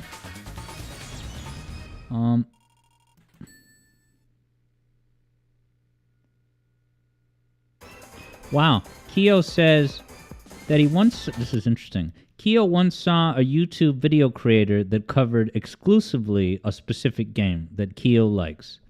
And then in a State of the Channel video, he admitted he didn't like the game much. That's so fascinating. And that he was just doing it for revenue. So some people have theorized that HockeyFace695 is doing all his Sonic videos for that exact reason, that he doesn't actually like it as much as he claims, but he's doing it, you know, for the revenue and the relevance and the endorphins and the get invited to the game awards. Daniel 4C says, nicely done, and thank you. I only got 20,000 points to go, right? Until I hit the Saget. I'm not going to look at how many points were bet. Yeah, 130 is the target.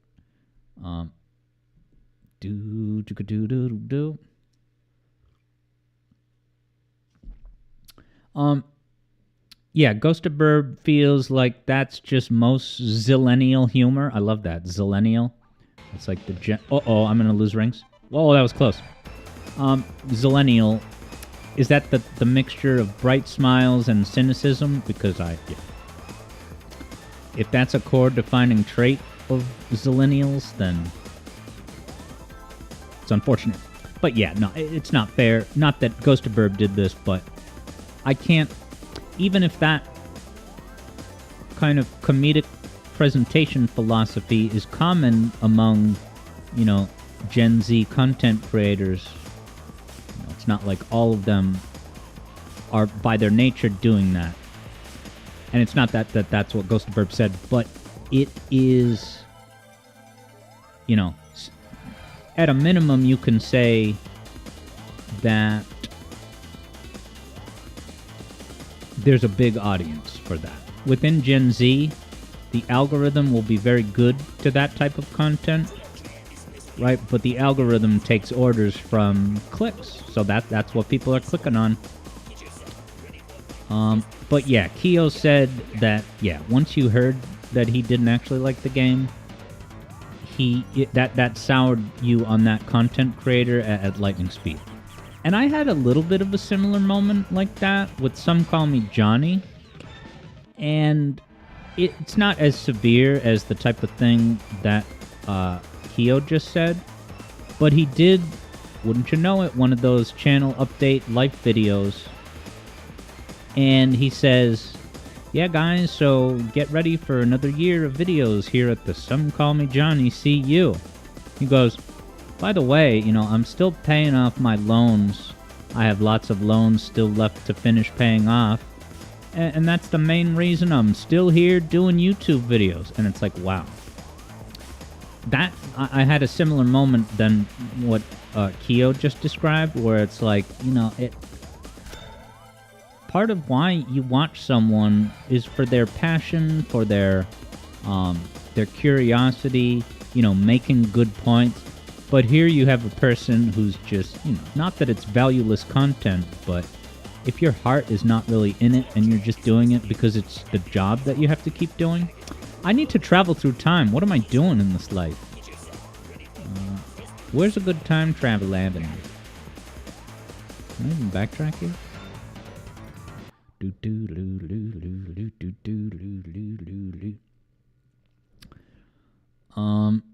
EB has seen it with people at most ages.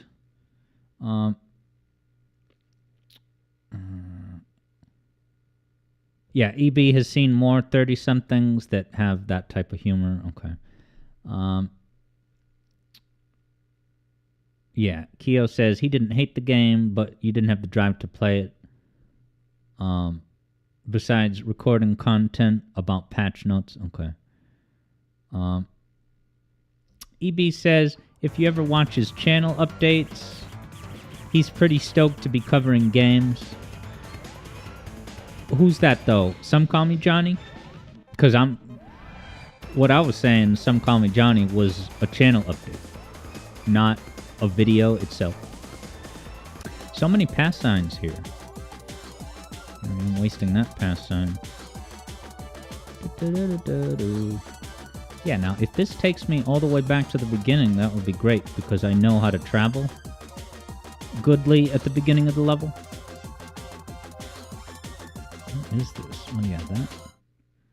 I think if I jump down here, a spring will bring me back up, and I can hold left. Ah, that's Metallic Madness, guys. There was a spring, but there was also a Badnik in motion. So for what it's worth, I think I'm at the beginning now. Yeah. Another pass sign. Wow. Look, I'm not complaining. It's just... Hey, Flappin' Gamer. The way Twitch works is you watch me game and enjoy the good vibes. You say things in chat.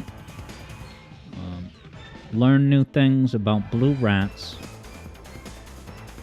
And occasionally some stock portfolio tips. Just kidding about that last part. But another cool thing we have is on-screen segments like this. Get ready for the second ever Excellence in Bits Award, which goes to the cherished anchor of our community, JJ. JJ gets the Excellence in Bits Award because the other day he gave a whole lot of bits to an excellent extent. Let's travel through time. Got an whole nother pass sign. Okay, yes. So JJ stepped up in a major way and gave a whole bunch of bits.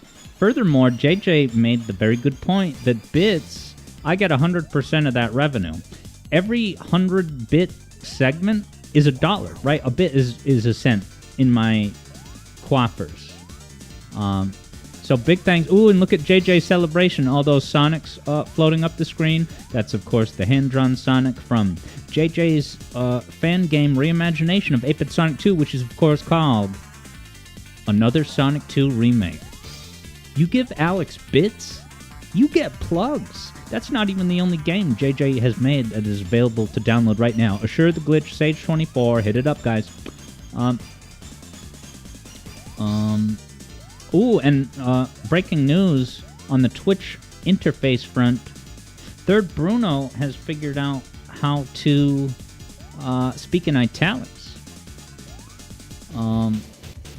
Okay, Flapping Gamer says, wait, JJ works for the Sonic 8-bit remaster? So have you played that very excellent fan game, Another Sonic 2 Remake?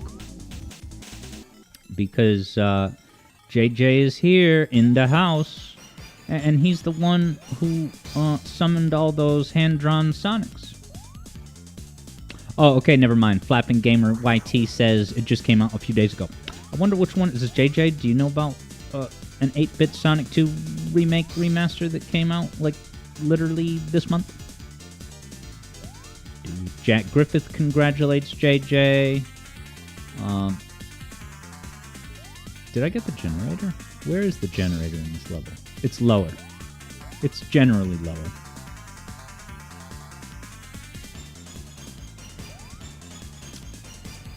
Make sure I don't get the time over. This music's so good. You don't need me to tell you.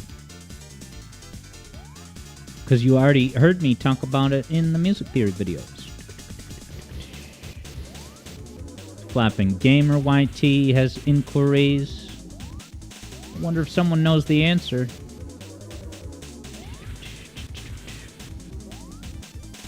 Alright, so I can use my future gimmick to get out of here. Alright, I deserve to lose those rings anyway. Because I'm way over 5 minutes. For anyone new joining, I only spend 5 minutes per act. And if I have to go over to get a generator, then... Whoa, JJ says there's a 16-bit version of 8-bit Sonic 2 now? And yeah, Flapping Gamer YT, try not to say things in chat so frequently, just because right now the chat is only things you've said. It kind of clears out everyone's chat. So, you know, think of something quality to say, and then have your moment. But no worries, though. I know you're new to Twitch. It's totally cool. I'm so glad you joined us. Did you find this stream through my Music Theory channel?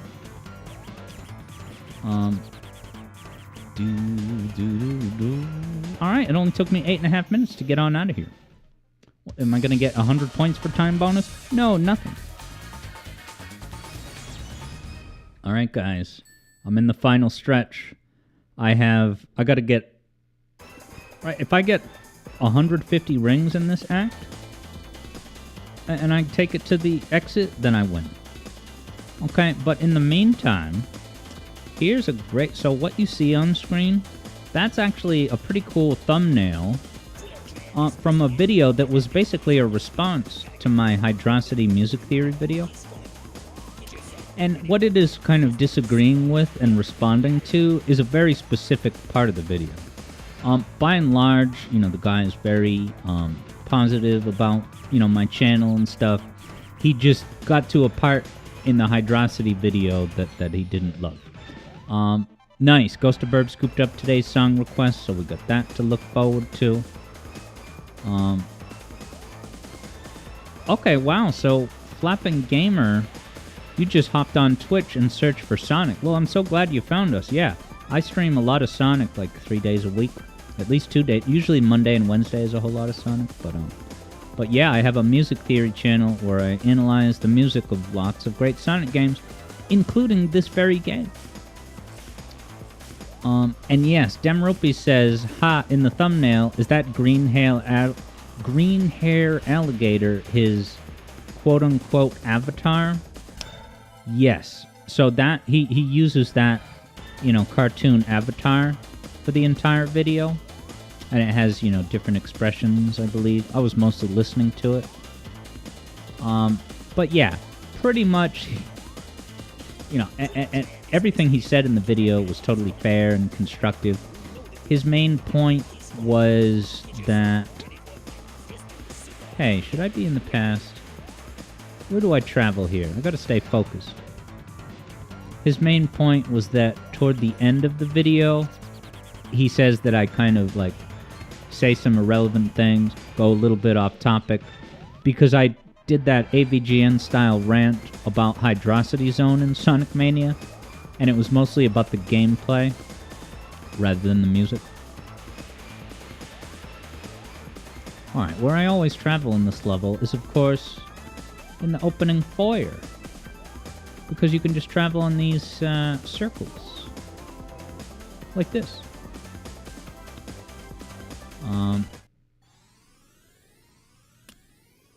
Demrupees feels like an old man. Nice, EB Boy saw that video. Yeah, so it was basically about the Mania gameplay complaints, and then also the Right Said Fred Wonderman thing. And I commented, I responded, I said, this was an awesome video to watch. Thank you for making this response. I told him all of his, thoughts were totally fair. I just kind of marketed it as toward the end of a music theory video, I allow things to, kind of decompress and cool down. After getting all that, very involved, very technical information about music, you get to the last couple minutes of a video, and it's nice to just wind down with some, Sonic trivia, fun facts, all that stuff. The way I worded it, it's like a well-balanced episode of Animaniacs. You get some slapstick humor, some action set pieces, but you also get little micro-educational tidbits about Picasso or Magellan the Explorer, all that. You gotta balance it out. McMark says time over. I don't know, I think I have not even hit the 5-minute mark on this act. And I do limit myself to 5 minutes, where possible, of course. I see. It was, in fact, McMark that got a time over, not me. And thank you for the follow, Flapping Gamer. Yeah, EB says Magellan the Explorer. Yeah, they did like a sea shanty. Yippee-ki-yi-yo, hello Magellan. It's like a well-composed song. They were amazing original songs on Animaniacs that had, micro-educational lyrics,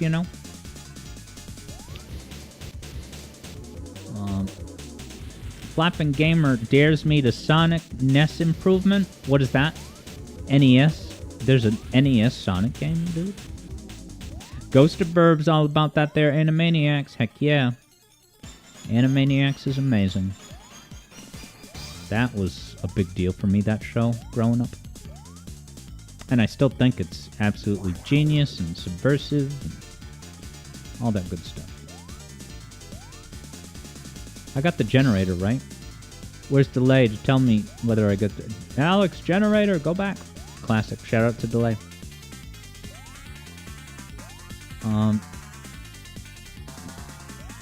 EB thought it was interesting how serious he took his critiques of my jokes. Yeah, and, videos like that are so awesome because,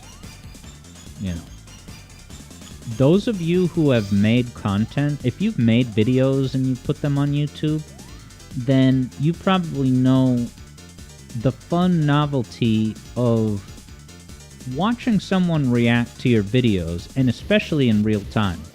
Like, there was this streamer guy who watched, like, the Collision Chaos video on his stream and reacted to it, and it was so fascinating and interesting to see, like, which specific parts that he was, reacting to. I mean, whoa, yeah, that's a good point about swing rhythm, whatever.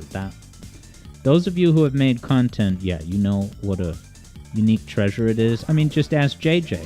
Ask JJ what it's like watching someone play Assure the Glitch. It's sublime. To see someone, engaging in real time with your creation.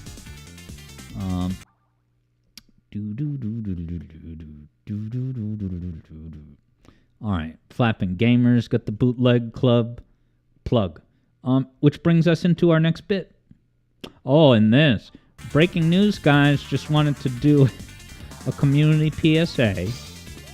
Because there was some conflicting information floating around the Sonic community about Sonic CD Miracle. Oh, no. Oh, what have you done to me? Oh. I just possibly lost the wager. Well, I dedicate the flubbed wager to the special guest.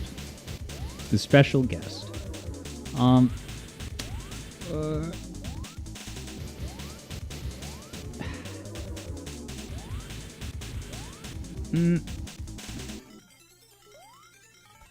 much time do I have? 3 minutes, guys? I'm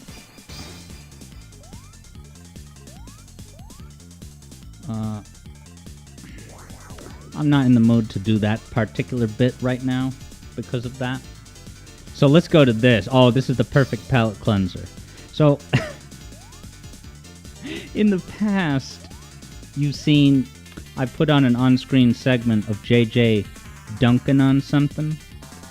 And here's another great, casual JJ dunk. Looking at this controller, it's a see-through controller of the likes that I have not seen since the N64 crazy see-through green controllers and stuff. But JJ says, JJ is so glad he doesn't collect Sonic stuff anymore. What an overpriced piece of junk. Yeah, Sega's really going to town with, all the different marketing and promotion for Shadow stuff recently. And Dem Rupees has the ultimate takeaway. What we are looking at is the Chaos Controller. And then you can hear the applause and laughter of everyone in the audience. Chaos Controller, everybody.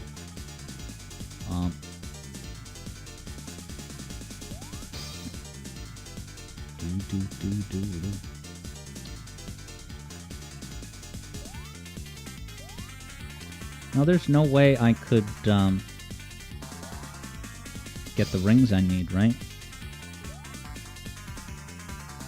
Oh, do I hate this part?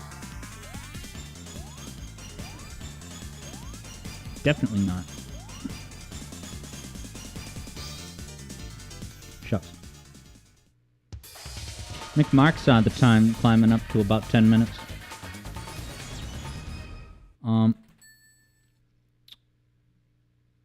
Yeah, Keo says, Animaniacs and Tiny Toons. Are you guys me? Said Keo. Well, was that your jam back in the day? Because that stuff is the real deal, those programs. For a while I started going upstairs, but downstairs is my classical route. Clarity of purpose, Alex. Well done. Keo picked up a victory. The on-screen segment did me in. But listen, on-screen segments are part of the wager. At least these Sonic Lost World trees cheer me up. And I don't get any points for these rings, so oh well.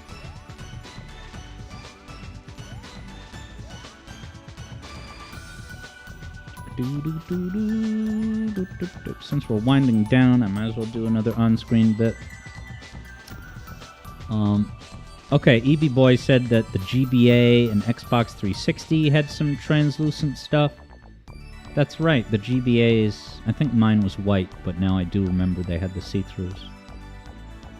Wow, Keo said there was a transparent smoke Steam Deck? Wow. Does Hat Kid Sam 64 know about a see-through Steam Deck? That seems like breaking news that he would break. Not that it's brand new, but he would have mentioned it by now. I'm just kidding, but I'm wondering if he knows about it. He's Hat Kid. He's like our resident Steam Deck expert.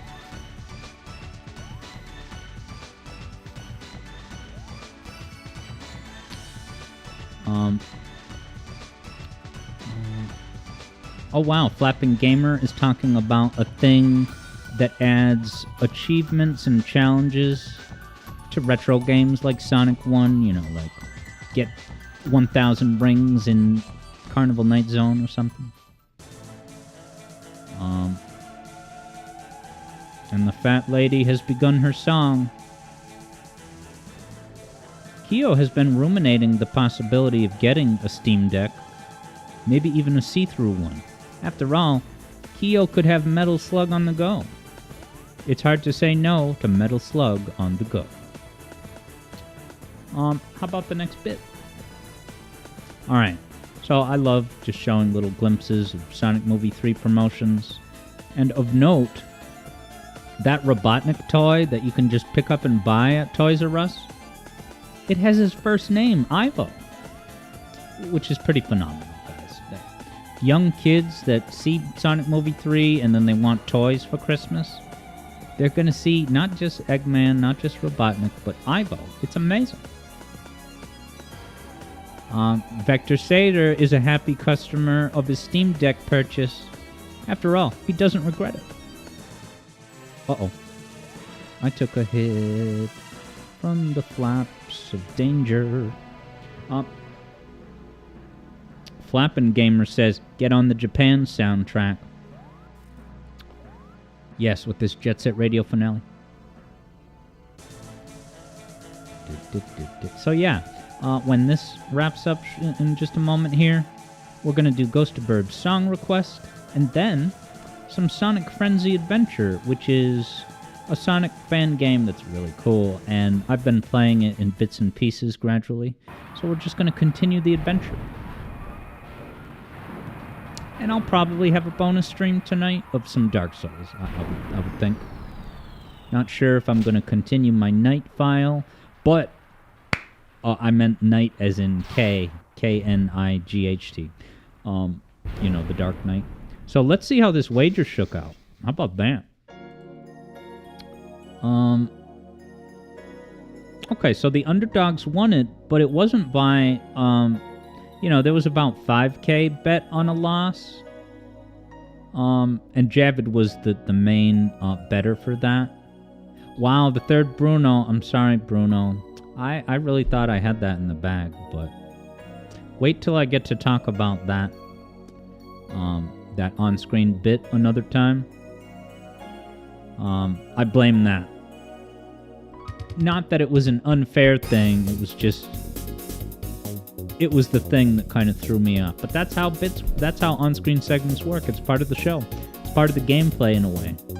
I have to be entertaining, talk about these topics, read comments, and get 130,000 points. That should inform your betting.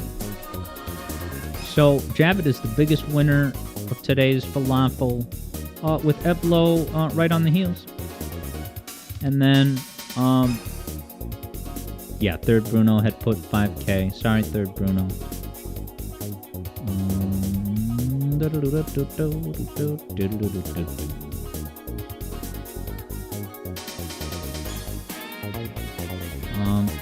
Yeah, Ghost of Burb keeps seeing the notifications for the night streams when you wake up for work at 2 a.m. And it's like, I missed another one.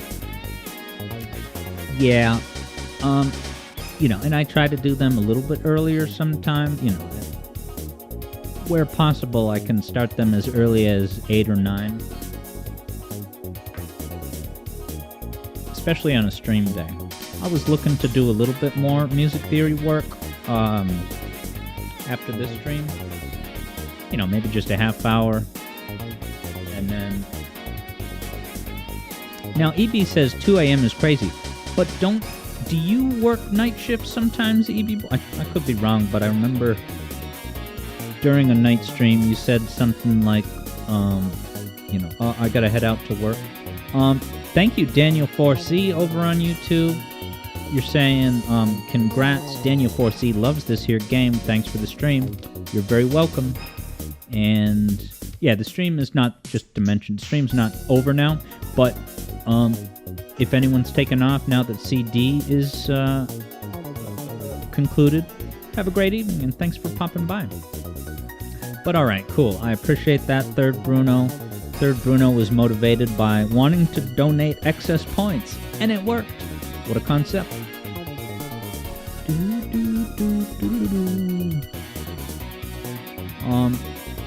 Yeah, EB gets off of work at around 3 to 4.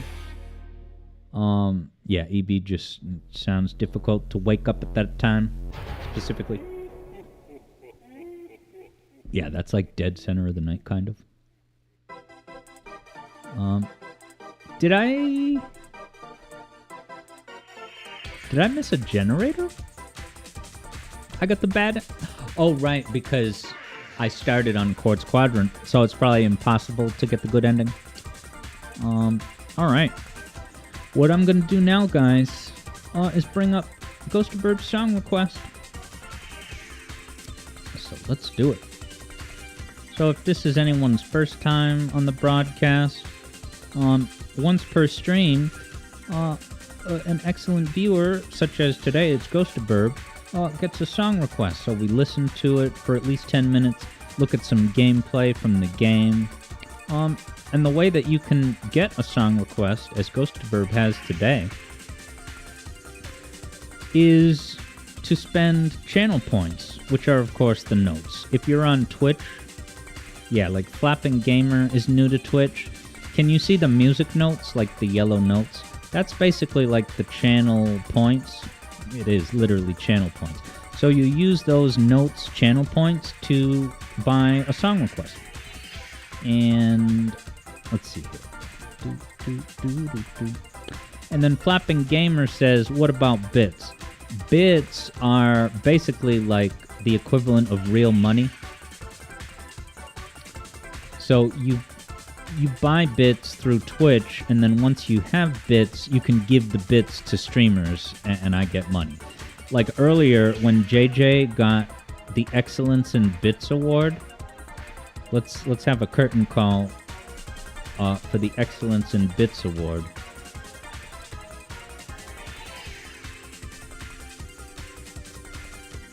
Yeah, JJ gave the other day, on more than one occasion, each of those purple 100s is basically $1, because 1 bit is 1 cent, pretty much. But what's really nice about that is that I get 100% of the revenue. I get that whole dollar.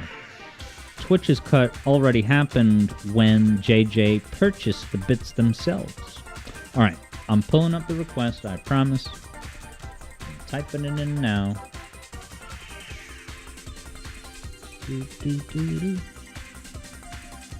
Ooh, I like this art. I'm not going to say what it is. But I like the artwork that I see on this posting. Alright, so let's hop over to the Angel Island Zone. A location that I would imagine Flapping Gamer is going to recognize. This. Angel Island, remember? The location that you get a glimpse of in Sonic Frontiers. Alright, so I'll close Sonic CD and click play on the song request. Yes, and also for Flapping Gamer and everyone else, I always play the song without telling you what it is to see if anyone can spot what it is, trivia style. So here comes the music. What is that distinctive sound effect in the background? Could that be a walrus? No. But yeah, Ghost of Burb dares everyone to guess this. And Keo says, try me, let's see. Flapping Gamer is pretty set on this being the Sega sound chip.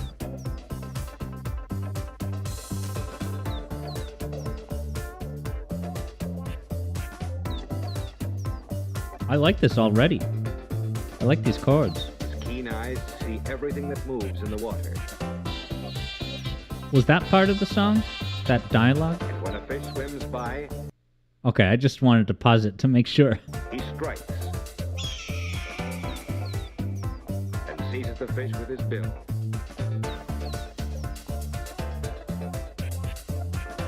Vector wonders if this is the menu for the Genesis Mini. That would be distinct. Birds and spoken words. He plunges like a blue streak. This is hilarious. Oh, here comes the Jethro Tull flute.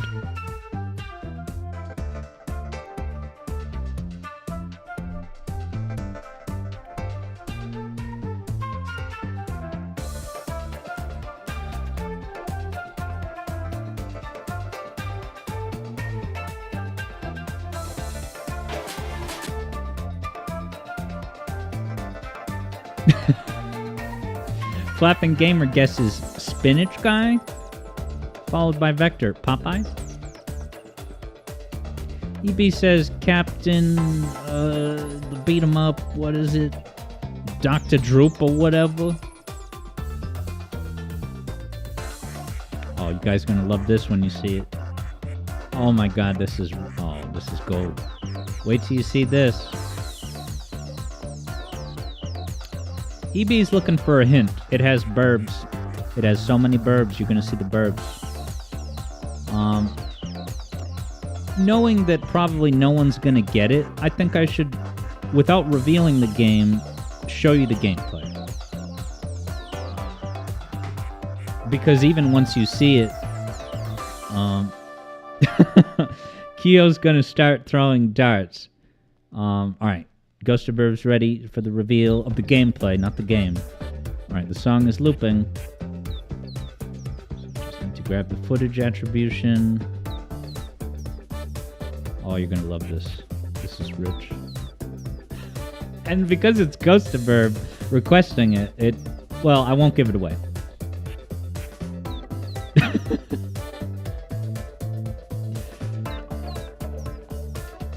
Ready? Oh, obviously it would be this, right? Right, guys?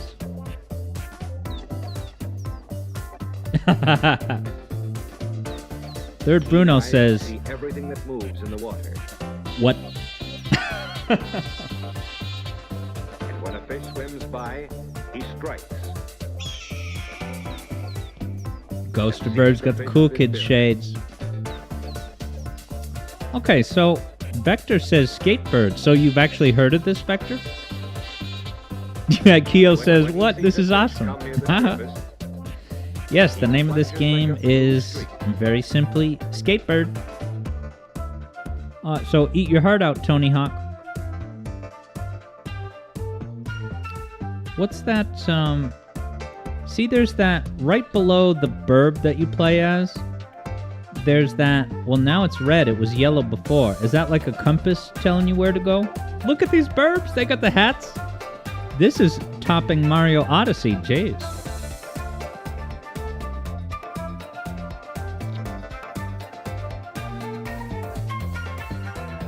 EB figures Ghosty plays this game. I mean, look at it. Now, do your burbs react to the sounds of the burbs? Alright, yeah, Vector has indeed heard of this, so that's cool. It's not totally out of left field because Vector was aware of this game's existence. Alright, Ghost of Burb says they do sometimes. Javid says this music is great. The game seems fun as well. Yeah, look at this. You get to have dialogue with these burbs. They balance on their boards well. Oh, the balancing manual move like in Tony Hawk. Flapping Gamers matchup, Loving Hot Girlfriend or physical copy of Sonic Adventure 2.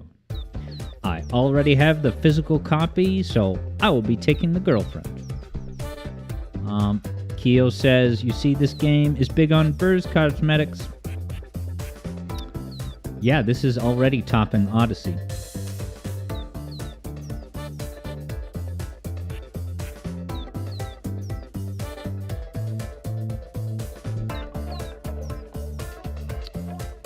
I don't know what I would pick a Flapping Gamer, but Sonic Adventure 2 is a good game, and earlier today, I floated the idea of doing Chow race streams. I'll do all the grinding and leveling up the Chow, Keen eyes see everything that moves in the water. off stream.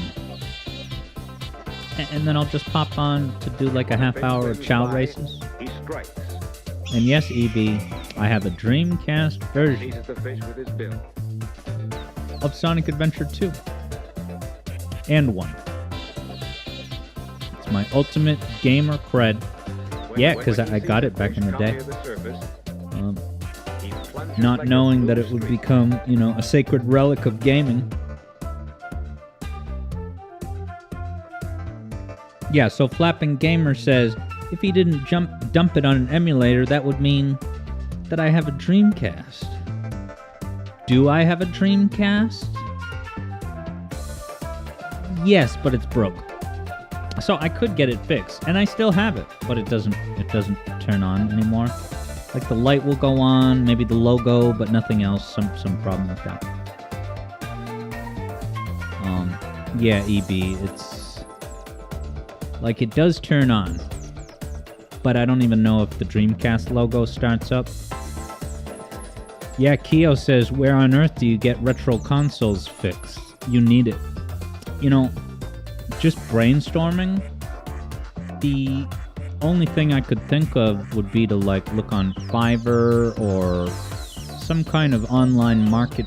It would involve trust. You have to send it to the person, but like Spawnwave, the guy Spawnwave who does all the news videos. Is this Jesse Eisenberg? No, someone less interesting. Get back to the burbs. What was I talking about? Oh yeah, Spawnwave, the guy who does the video game news channel, he has a lot of experience working at game stores. He knows how to, take apart consoles, build them back up. So if I was at a bar having a beer with Spawnwave, I'm sure he could recommend someone who could, take on that job of retro console repair. But the customer would have to pay for the shipping to and from. But at a certain point, it's like, it's that valuable. Maybe you can put a price on it.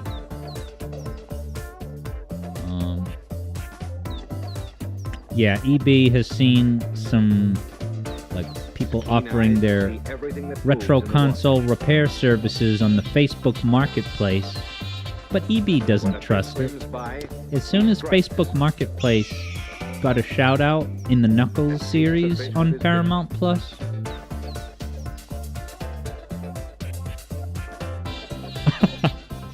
did you see that got nominated for a Game of the Year award? The Knuckles series, the show. They have a category for Best Video Game Adaptation. So Wade and Knuckles show got a nomination, but I don't think Shadow Generations got nominated. And have you seen the controversy that now DLCs and expansions and remakes are eligible for awards? And so Shadow of the Erd Tree, the Elden Ring DLC, is one of the Game of the Year nominees.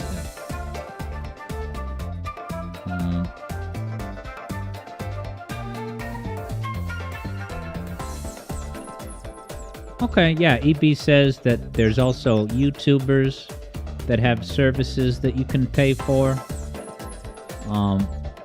But it's a hefty endeavor, like they have a big fee.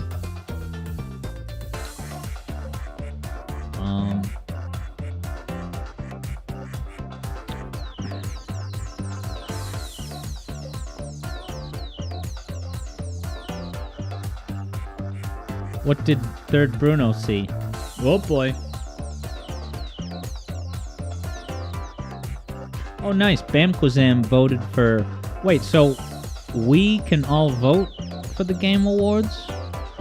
Is it a pure public ballot, or is it weighted? Like there's the public voting has a certain weight, but then, you know, the Council of Wise Video Game Men, you know, and women, you know, the Council of Video Game Actors. It's just whoever Jeff Keighley hires, but... Oh, okay, Shadow... Alright, Third Bruno was probably talking about Shadow of the Erd Tree. Third Bruno says that Erd Tree was fine for Third Bruno. But Third Bruno did it in New Game Plus, and you hadn't played all the games yet, like the other Souls games. Bamquizam also voted for Stellar Blade and Astrobot. Yep, Astrobot picked up a bunch of nominations. And EB says that it is weighted. The voting is set up that way. Oh, cool. I'll be sure to place 1 million votes for the Knuckles series. Look, you gotta, no matter what, you gotta support your home team.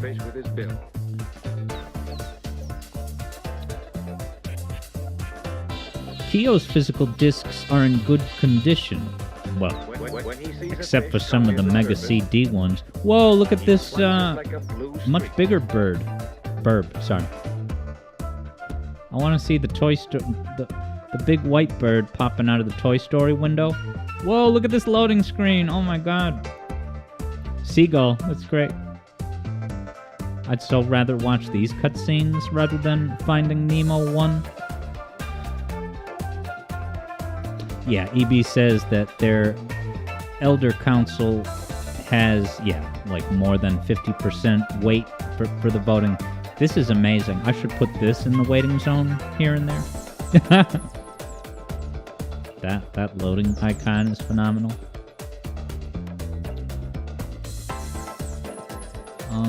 Kyo says back in the day, Kyo considered tightening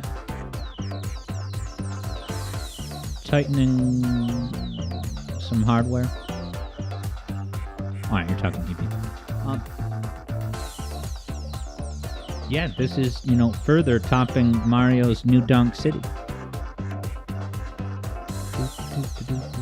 I like this song. This song has grown. I liked it off the bat, but it's only grown on me in the last 10 minutes. Transfer to the high roof. I love the flapping while in midair. Does that, like, get you more airtime? Oh, because you're flapping.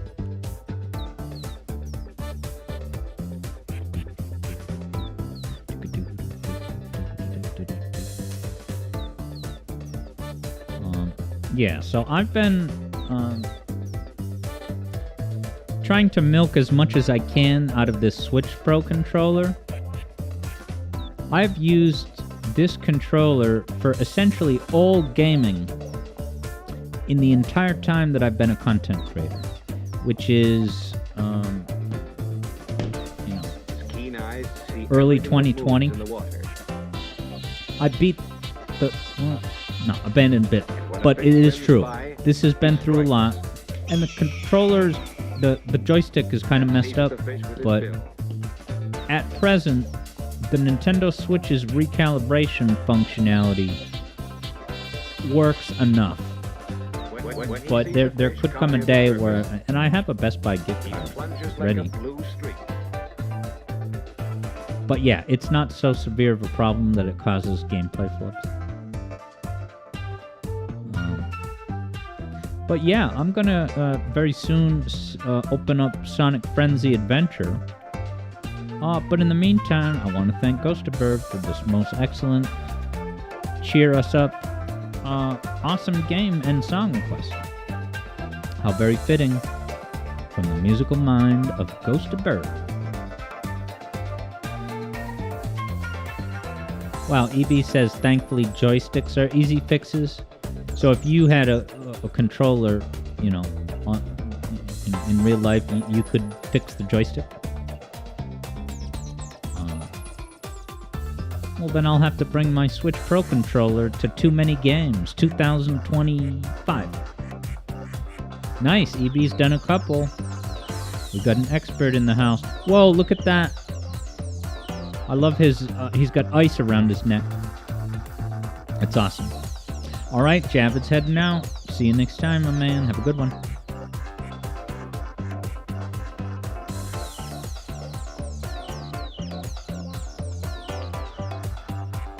Hat Kids fun fact trivia of the hour is the Dreamcast pad does not have a select button. Only start, guys. Don't go looking for the select button. How are you supposed to select anything in the menu then, Hat Kid Sam 64? They really didn't think that through.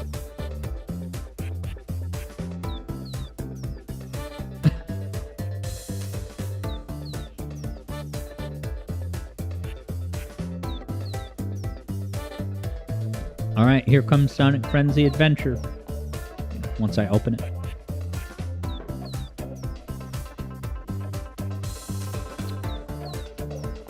Yeah, EB says that you think Joy-Cons are pretty tough, but parts are readily available. Thanks, Nintendo. See everything that moves in the water. And when a fish swims by, he strikes. Speaking of too many games, says Ghost to Burb.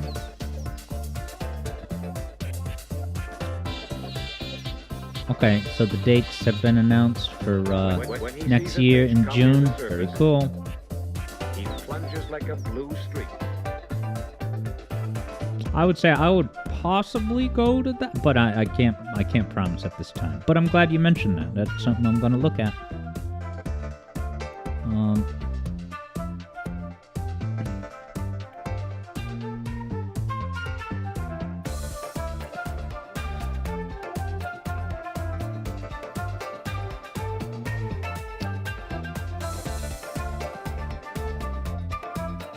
Mr. Burb says, Blue Streak.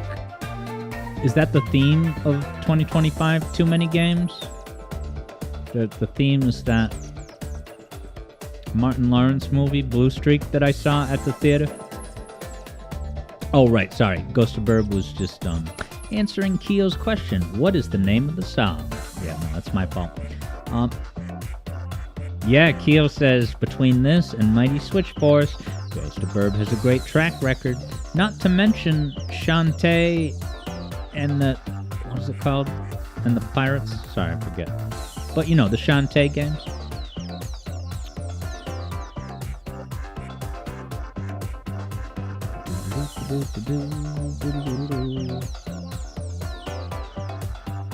Activate my button mapping for Frenzy Adventure. So yeah, I don't know how far into the game I'll get, or if I'll get a game over, but we're just hanging out with cool Sonic vibes to wrap up today's broadcast. Frenzy Adventure. Excuse me. Right, I'm finding the game. But yeah, Hat Kid says that a Dreamcast controller has a start button. Just a start button. Maybe because, I think I just figured it out. The definitely this is true reason why there's not a select button on the Dreamcast controller is because there was no room left after they set up the spot for the VMU. And when a fish swims by, he strikes. And seizes the fish with his bill. Alright, here is Sonic Frenzy Adventure.exe. When he sees a fish come near the surface, All right. he plunges like a Bye, blue burbs streak. on skateboards. It's nice meeting you. So let's switch over to the gaming hub. Doo-doo-doo-doo-doo. Hey, it's Ian Flynnmore.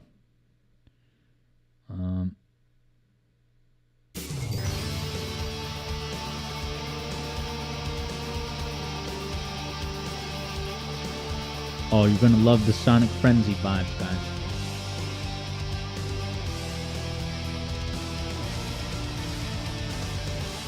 Isn't this such rockin' music? Where's the game?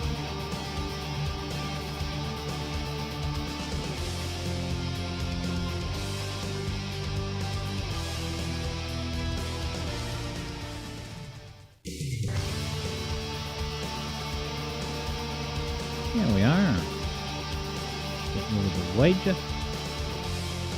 I'll make that full screen in a moment. Yeah, so guys, quick primer in logo design, because I am an expert at logo design. Insofar as I am able to advise you, do not make a logo like this. It's almost impossible to read, especially if you don't know already what to look for. Like, I've told you that we're streaming Sonic Frenzy Adventure today, but if I didn't know the name of the game, I would struggle to even read that, man.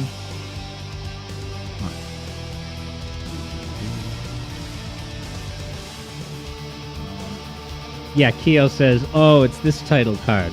It's also so awfully balanced. It goes off to the right. Yeah. I mean, as a style choice, it is kind of cool to have it stick out like that. But it is very far out. Alright, here's our favorite green-eyed blue rat. Alright, so I kind of... Alright, this boss is where I left off. So I have to fight Tails, and if this is upsetting for everyone, you know, I know it's a lot to process. Seeing Sonic fight Tails, you're going to have a lot of questions, concerns. So yeah, that's now, I remember, a thing that I never got the hang of.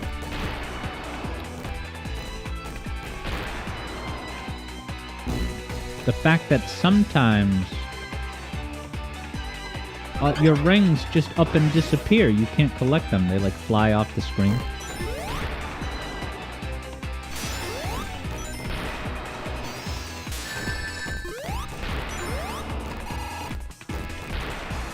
Try to save that one ring for later.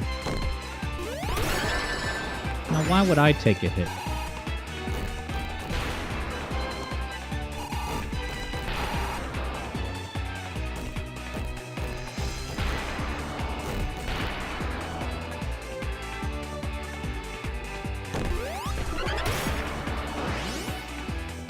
Yeah, so you can see the health meter at the bottom.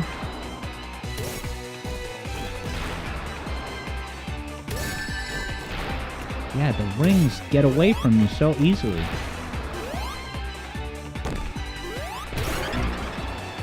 And then you gotta do a careful jump. Alright, Vector says, gotta wait for all the bombs to go off. And I don't even have a double jump right now.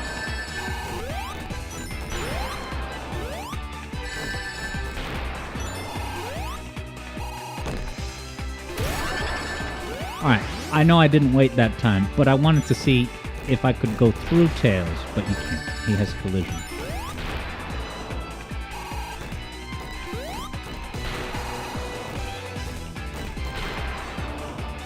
Alright, I'll wait for the bomb. Oh.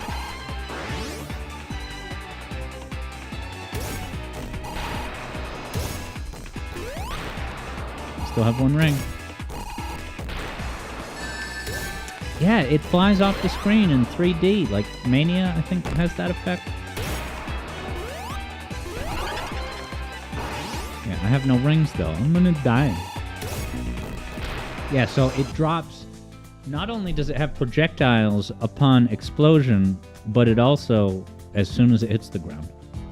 That's hard. Yeah, Third Bruno said, looking at this logo, a dark color surrounded by a dark color. It's darker than Shadow has ever gotten.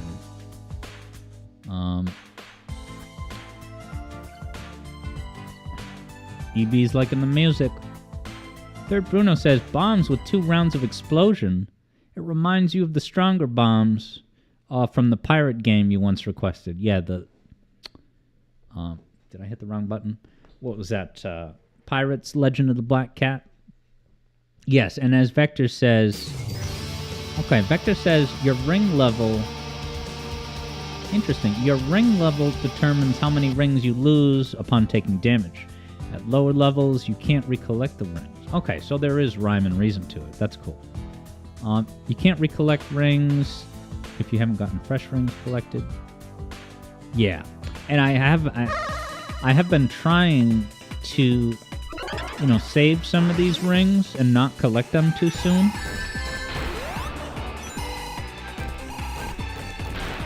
But that's, it's another cool layer of challenge. Don't collect the rings until it's necessary.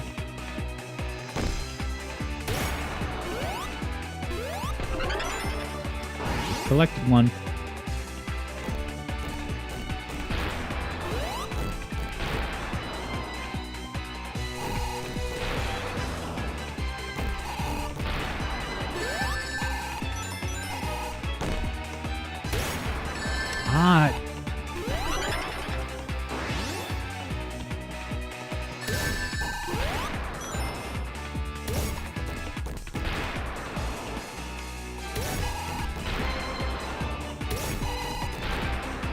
Alright, 2-layer bombs are in effect now.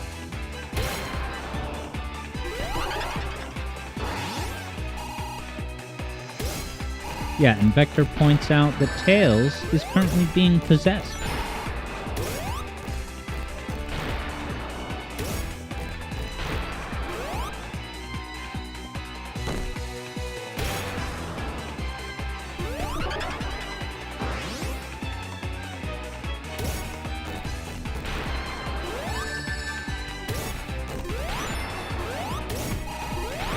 Two-round bombs, guys. They're dangerous. There was no reason to jump. I thought it was necessary. Alright, high-stakes game, and it looks like he has only 1 hit left. Oh, God. 3 layers of bombs? This game is not messing around. Tails is possessed. Poor guy.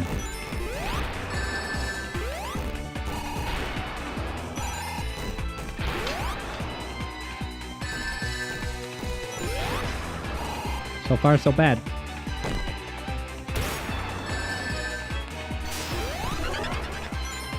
Dreadful performance.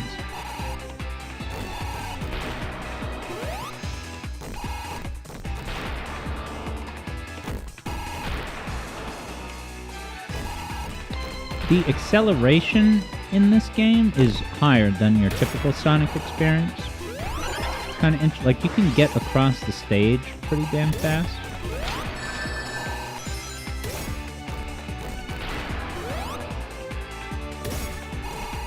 Yeah, I like this song.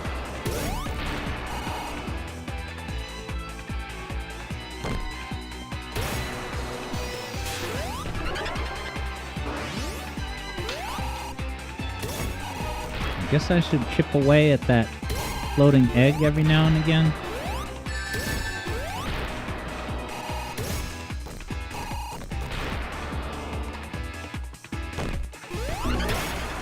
Alright, kind of trying to see if I could... I was expecting to go through Tails before the bomb explodes, but guess what? You can't.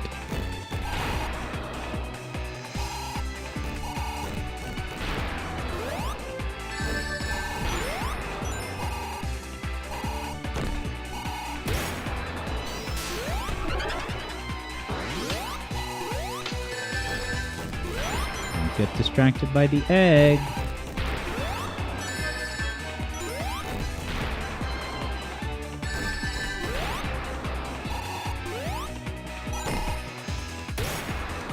One ring for the rest of this? Hell yeah, I can do that. Welcome to the Dark Souls of Sonic, says Third Bruno. Did I start a new file as the knight?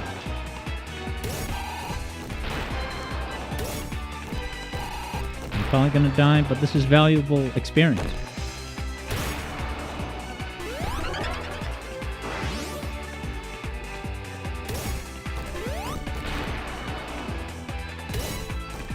Yeah, that acceleration is helping me to get out of some of these jams. Ooh, that was close. I thought I would be under it. So, it's cool that, you know, the exact angle that all those projectiles go is not the same every time. And that's cool. That means you can't just, you know, use muscle memory. Sonic games need more of that. Okay, and Vector says that if I do attack that floating egg, I get a Chow egg for the Chow Garden. This has a Chow Garden? Wow. But Vector says it's an extra challenge, and it is not easy to crack open. Eblo... Oh yeah, Eblo was wondering what the egg was for.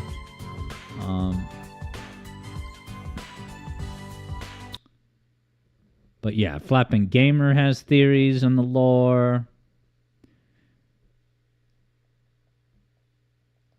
Do I keep hitting the wrong button to get back to the file? I don't know. I'm gonna beat this file.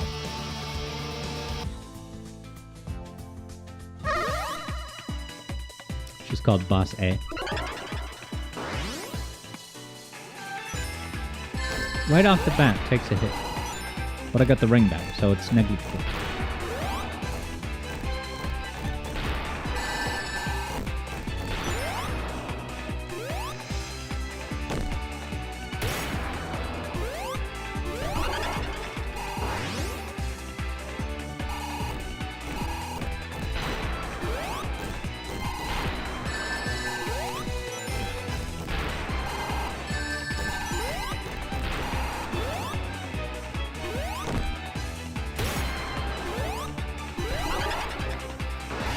Three rings left.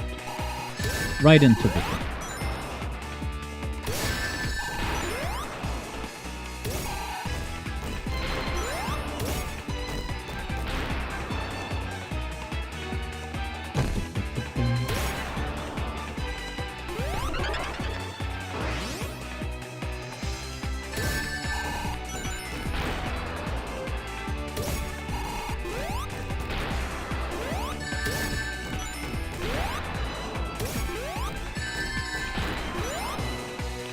Collapsing quickly.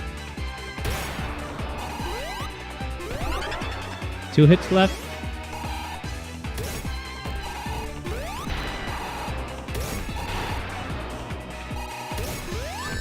These 2-layer bombs are insane.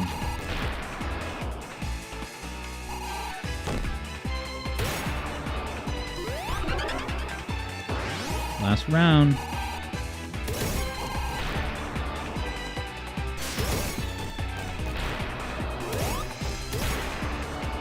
This is insanity. Here he comes, though. That was nuts. Triple layer bomb. Oh, look at this cutscene. Wow. That was sick. Are those Sandopolis dunes? I unlocked Tails, you guys. We're here. History in the making. I unlocked Tails, certifies Eblo. Sonic Boom. But yeah, Flappin' Gamer. Wow. Yeah, the kind of the gaming schedule is already set by the beginning of the week, but you never know.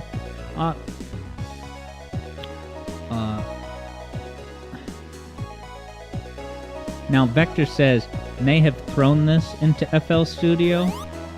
What do you mean by that? This music? You made this music in FL Studio? You never know, guys. Any given fan game, Vector Sater could be on staff.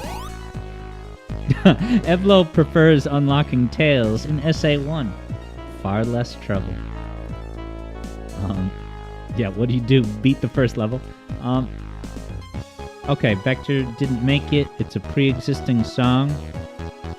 So what does it mean, may have thrown this into FL Studio? I'm excited to go down this hill because I like this background. Oh, wait. Yeah, this music. This sounds familiar to me, too. So is it from something else? Whoa.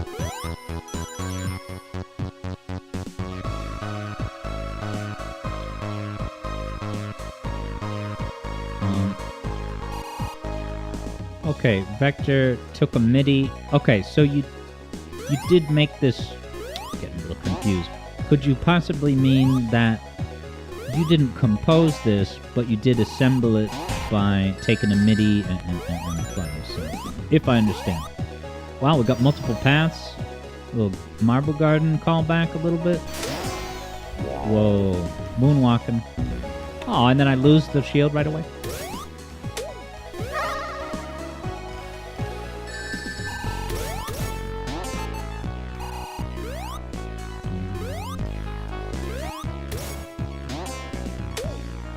Yeah, where have I heard this song? Whoa, look. Gimmicks Reborn.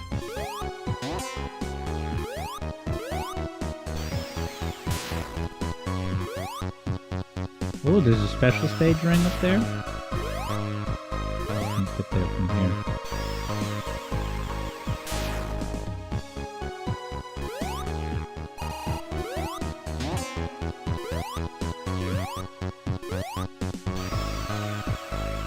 Do I have to just wait for right?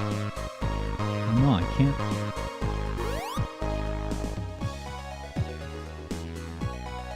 Oh yeah, and then is that from the Hybrid Front? Why am I having massive deja vu? Maybe I should... Whoa! Look at that upgraded Marble Garden Mantis. Look at the special, guys. Oh, that looks so cool. Is that invincibility?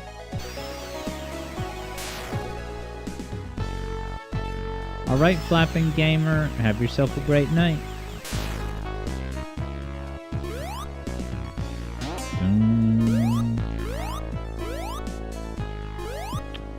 Yeah, I'm stumped. Does anyone notice any gameplay clues that I'm overlooking? Not spinning that. Maybe should I have a double jump to advance? Oh, can I go?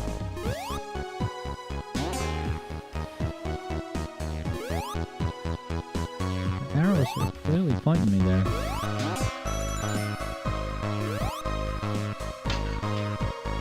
There are Brunos.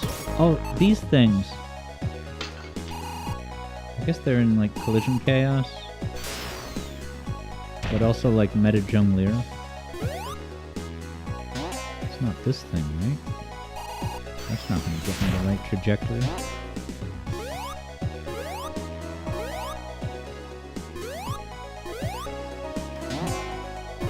Yeah, do I have to explore for a double jump, maybe?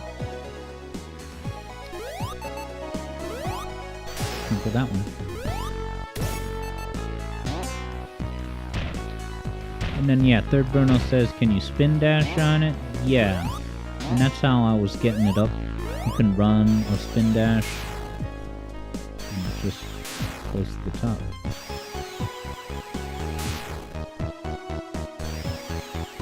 Alright. Jump off at the proper moment. Yeah, maybe that is it.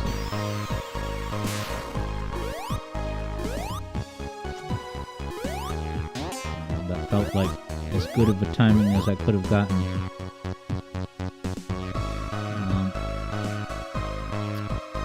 Vector set. Okay, so, well, I may have to use these gimmicks again. Do I have super shoes? Yes. Doesn't update the music. The thing is, alright, well, I'm gonna have to do it again now because I fell down because of the speed shoes.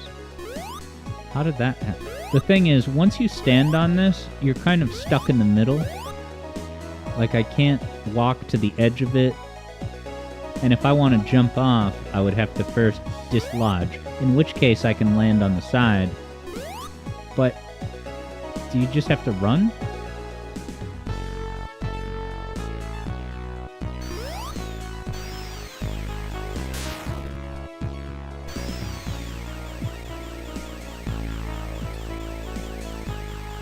Evlo says, gets it right when reading chat. I'll have to not pay attention to the screen more often, because clearly it works. Is it maybe just I have to jump at the pole and then I'll twirl around it?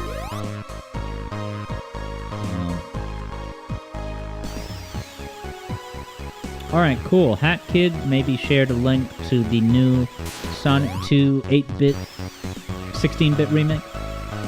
That's cool. Oh, okay.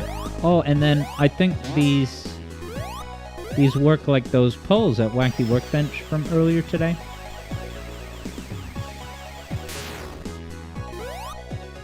Yeah, okay, so you jump off those poles. Sweet. Well, that was not intuitive because I would not expect, you know, just a static wooden pole to function like those very intricate Wacky Workbench poles.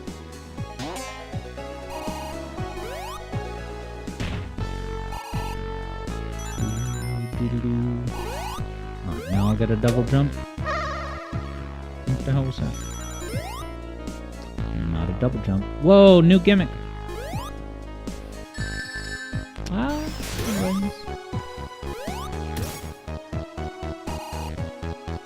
It's not intuitive, agrees Vector. Vector only even knew about it when you first played because of old trailers. Yeah, and Third Bruno makes a good point that it would have been simple enough to telegraph it with a trail of rings. Rings, the ultimate implicit adventure guide. Follow the rings, guys. Just like you followed bananas and DK. Do I need a lot of speed for this gimmick? And is that asset from Angel Island Zone, this little thing? Nice. Whoa.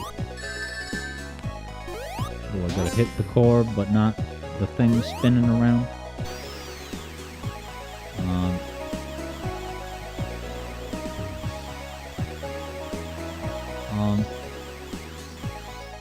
Yes, as Third Bruno says, what, like Pack Dots in the World Trilogy? What did he just say?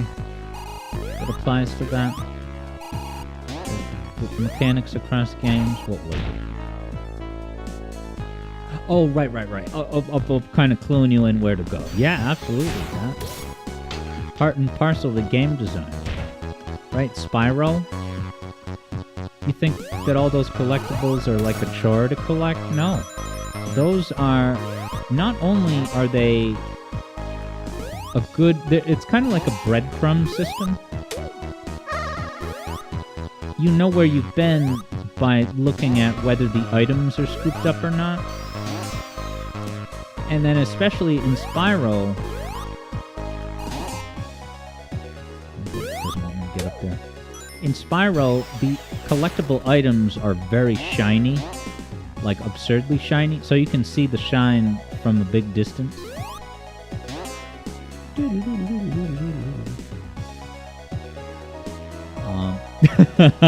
Eblo says, collecting gems satisfies Eblo's primate brain.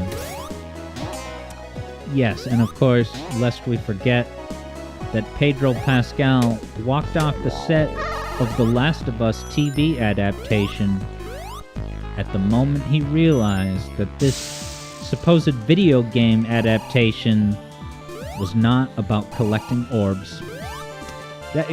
On that day, Pedro Pascal took a principled stand. If we're going to adapt a video game into content for HBO Max, we should be collecting orbs. Alright, I think I got to get up to this Sky Sanctuary spinner. And then from here, that's pretty cool, actually. You got to get on the Wacky Workbench pole and then use that to get to the boss. I'm impressed.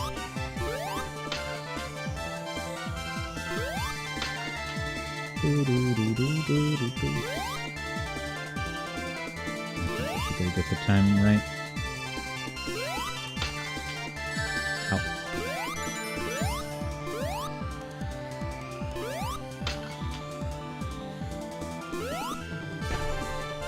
Pretty sick.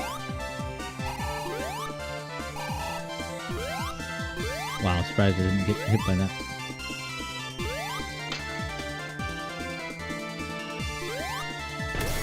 Right. Talk about difficulty scaling.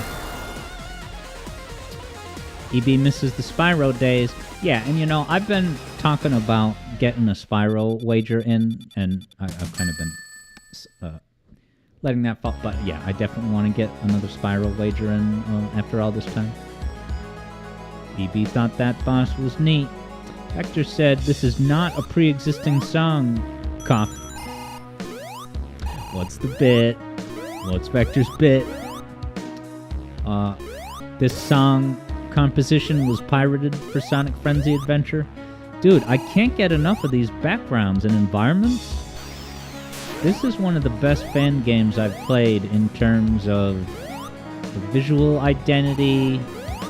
Just, you know, and there's nothing like, the gameplay is not reinventing the wheel, but it is also not just the typical flat structured gameplay that you see in a lot of fan games. I really like all this level design. Eblo says whoever made the song is talented and very attractive. And just by listening to it, I could tell, just as Eblo did.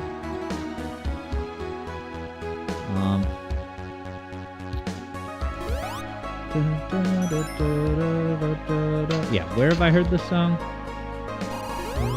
I listen to too much video game music these days, outside of the context of the game itself.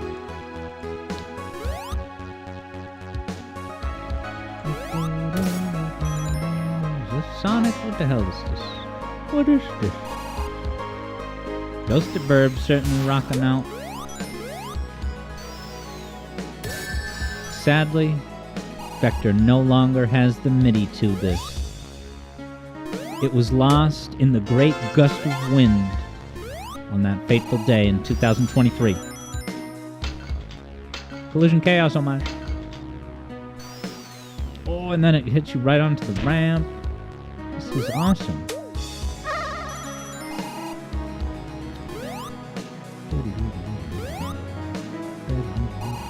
Alright, let's see if one of these is going to get me.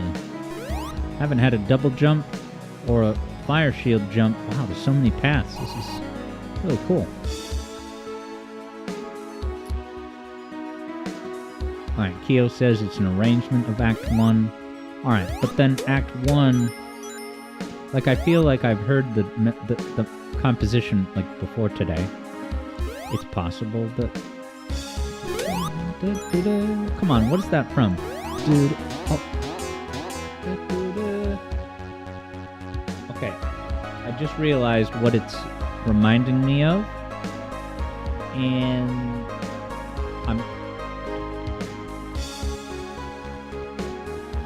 it's stop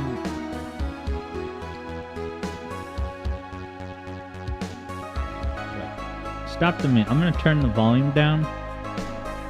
Is it? It's from Sonic Superstars. Is it?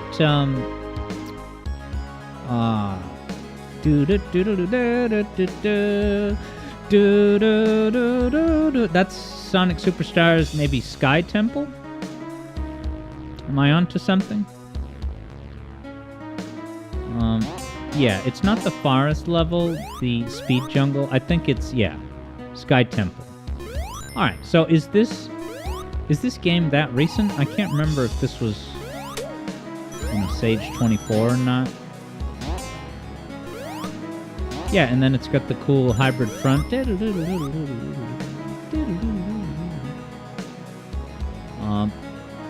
Eblo hasn't touched Superstars in a year, but you hear it now. I haven't touched Superstars off stream in a year either. I think the time that I played Superstars off stream was the day it released. And I do have cherished memories of that. Night 1, playing at midnight. Remember I did a wicked long stream up until midnight to kill time before it was available at midnight? And I got through a lot of Metroid, well, a lot more of Metroid Dread than I had anticipated. So much so that I actually replayed those areas of Metroid Dread. Holy crap, it's Egg Robo, guys. And I already got 2 hits.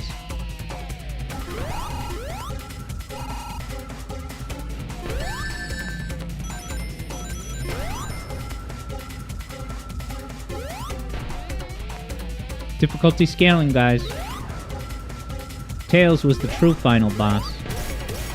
Tails was the true final boss.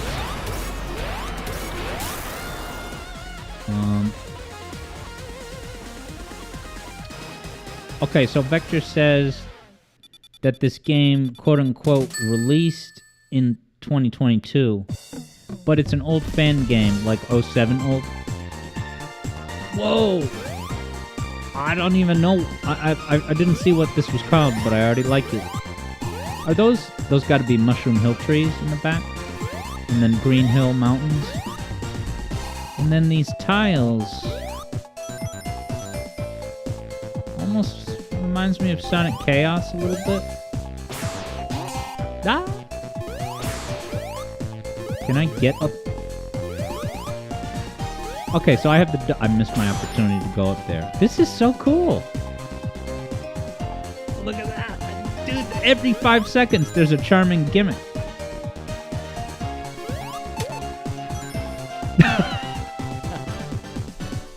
Keo says, this background missed the mark. Sorry.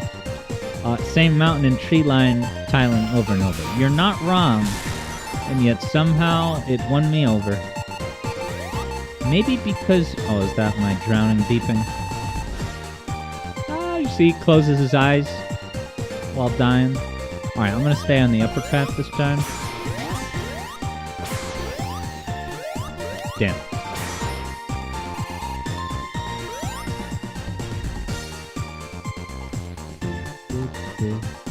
So yeah, I'd be curious what the deal is with, you know, when was that Sky Temple song added into the game? I mean, if this came out in 2022, yeah, Superstars copied Sonic Frenzy Adventure. Take to the bank, guys.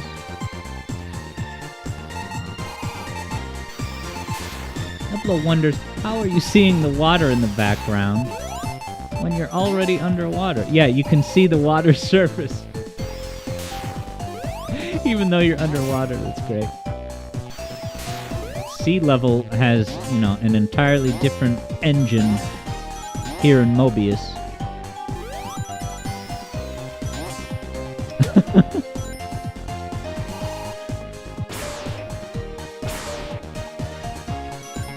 Dude, eat your heart out, Mania.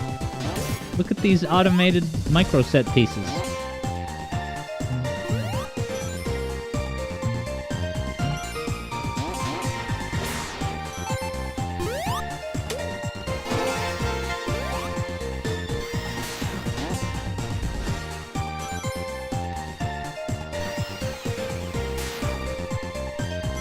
Let's use the spring.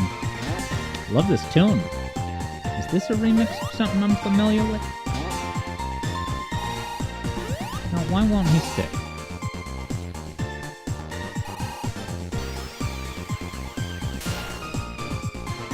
Oh. There's no peel out, I don't think.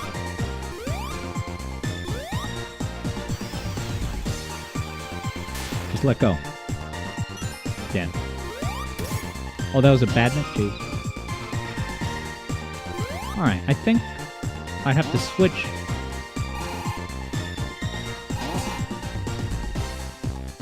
The thing is, see how I'm moving to the left, and so I'm holding left on the D-pad. In most Sonic games, when you start walking on the ceiling, even though I would then be going to the right, you still hold left, is considered forward still. But it seems like that's killing my momentum by holding left. Alright, Vector says this song is the opening to some visual novel. I love it. Grab bag. Grab bag soundtrack. Yeah, and then, but if I hit right, then he leaves the ceiling.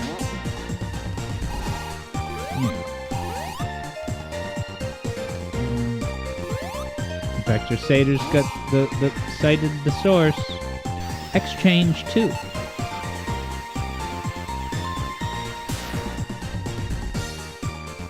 Maybe if I do it right up on the edge. Seems hard to believe this is the intended gameplay solution. Alright, Third Bruno says spin dash into the spring. That's worth trying.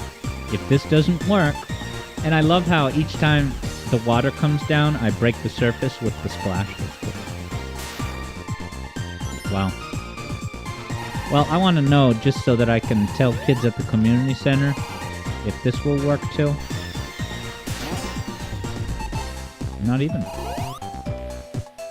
Well, that's strange. I wonder if that was the vision for this gameplay moment or not. Whoa, what's this collectible? Is that the platform from Hidden Palace Zone? And then these are from Collision Chaos, right? I used those for the staccato notes in the Collision Chaos music theory video.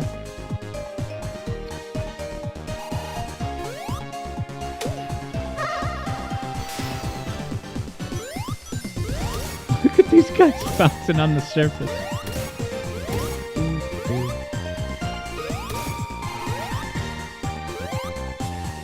Oh, is that a... Whoa, it has a... Is that Geyser from McDonald's Treasureland Adventure?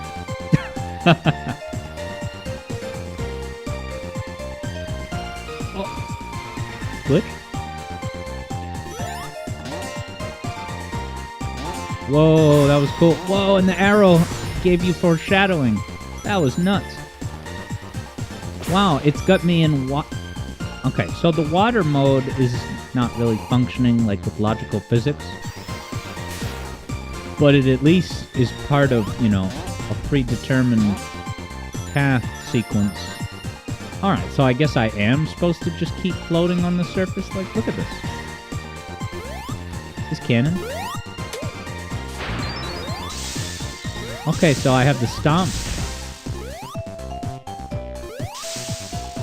I have a stomp, like Mighty. Oh.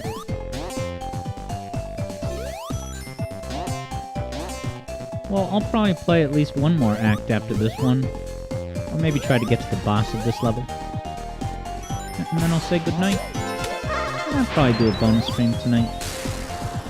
I'm gone for some Dark Souls. I don't know if I'm going to try another class.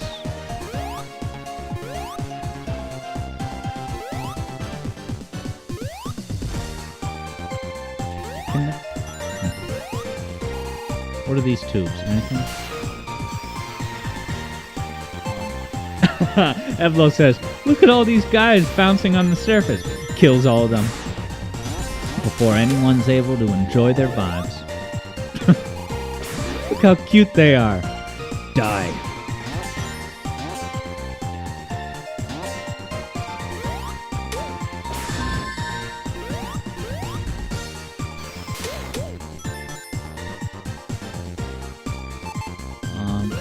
Alright, Ghosterburb's gonna try to make it to the end of this act before departing for an essential side quest.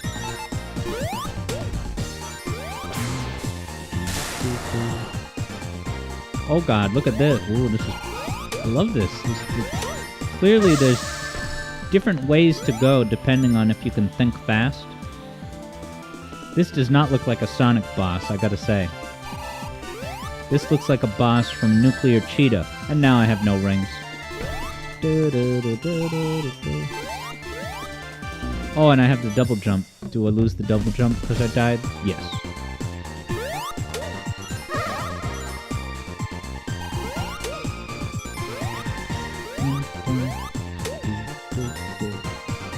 BB Boy spotted the Super Metroid Snake. Ghosterburb saw the Freedom Planet boss. Oh god. Loses rings in the opening milliseconds of the fight.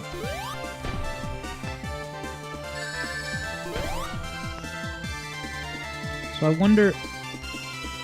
Oh, it just wraps around like Pac-Man. Can I... Oh, I better not lose my lives. I got 4 lives. I wish I could save state. Well, if I lose all my lives, that'll be an organic conclusion for today's broadcast. Ghosterburb certifies I died. Alright, so I can get hit by the tail. So what am I supposed to do? Like this? Stand under it? Alright. Oh, and then I gotta move a little bit.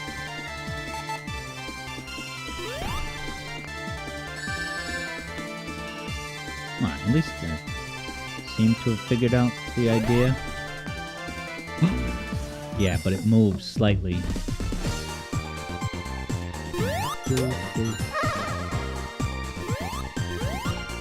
Yeah, there's that save monitor. I wonder if it's like the 8-bit games where you have to break it every time, otherwise you don't get it again. Now, one little critique I have... Oh, the tail gets longer and longer. That's cool. One critique I have is that, in my opinion, Sonic bosses should not be set up so that when you're running forward, if you just hold right, you'll collide with the boss and take a hit. I should maybe wait until it gets farther out so that I have space to go. Oh, he's fast now. This is cool. Dude, Sonic Frenzy Adventure. You continue to impress me. Ah, look at his bogus face and mouth. He looks like Kamek.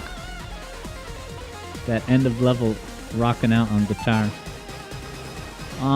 Alright, Ghost of Burb, have yourself a good one, and thanks again for the request. The skateboarding burbs made my day. Whoa, look at this. This is Act 2 of the same zone. This is different.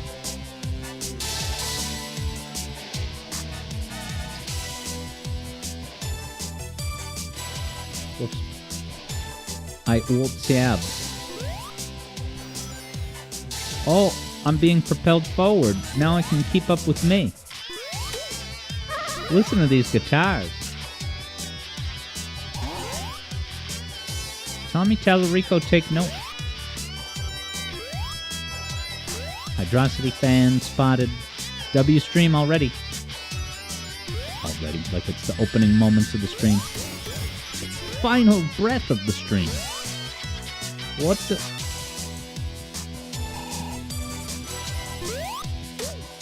Sav.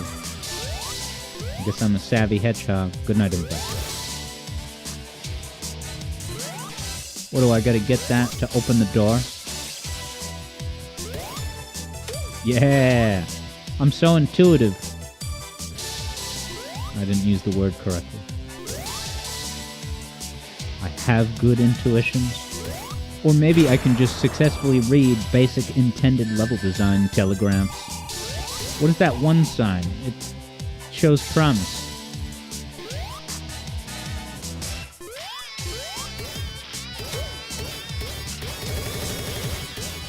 I just keep doing this until... Oh, I got it.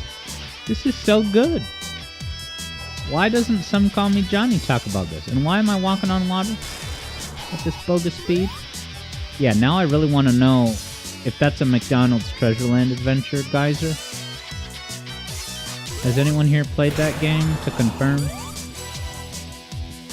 I mean, there's a song in the soundtrack called Geyser Ride, and that's the Geyser, I think. BB Boy's enjoying this OST as I am. Oh look, cute turtles to kill.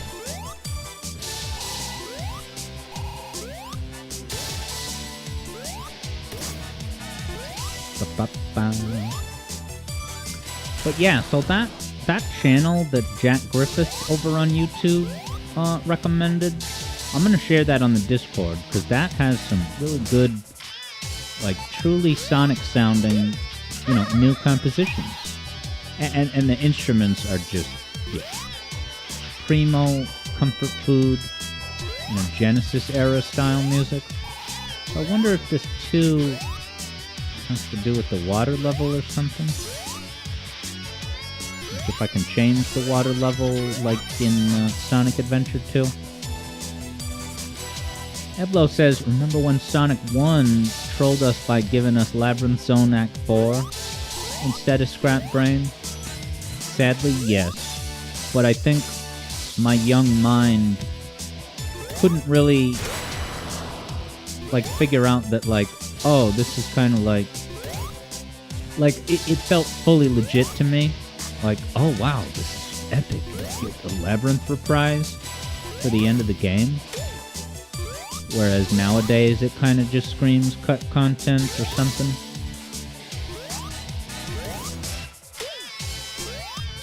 That's a cool mechanic, this thing. It's simple enough to do, but like for a speedrunning context, you know, to hit this at the right time, it's such a simple thing, but I can't think of a Sonic game that's done that. Hey, what's up, Wonder Woman? It's been a great stream indeed. In fact, JJ got an award for excellence in bits. 2 people got awards for excellence in bits. And JJ was one. It was kind of a play on words, but yes, it's been a delightful stream. I had a sudden not victory in Sonic CD, but it was still compelling content, which also led to the underdogs winning the prize in the betting.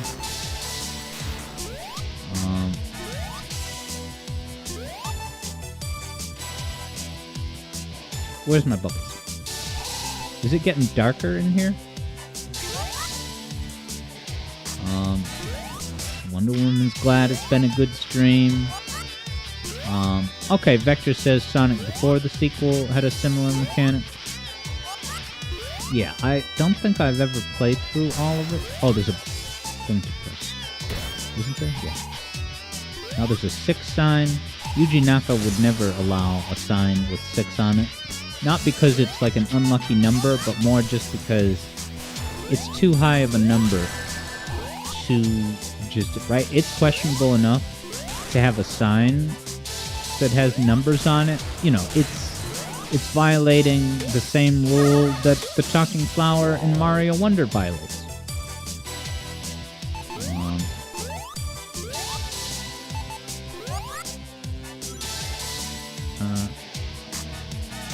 Now, EB... Well, actually, let me focus on the boss. Whoa.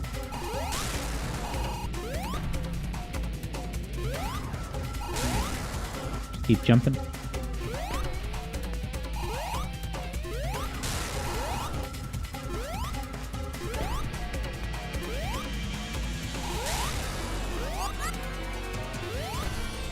And I was thinking to myself, why does it bother to give you a bubble? Well, because the water level is rising, sugar.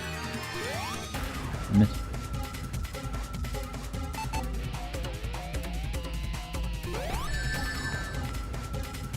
I want my rings back. One more hit.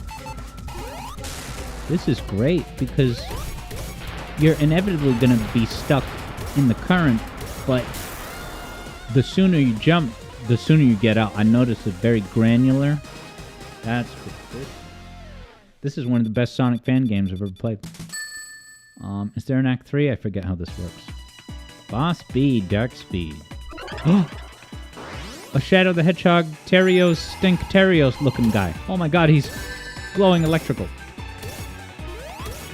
This is just a rehash of Tails' fight. That was probably the opportunity to hit him.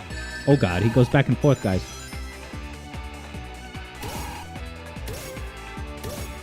Stop hitting yourself. He's hitting himself. Oh, I haven't learned these patterns. Oh, he keeps going back. Oh, he's vicious. Eblo says, Yuji Naka would not allow signs because he has no authority to have a say in anything anymore. Yeah, is that the way the criminal justice system works in Japan? You get caught for something significant like insider trading, and you're not allowed to even weigh in on, you know, whether this dessert was tasty enough or not. You just lose all credibility for all topics. I got a hit on the boss.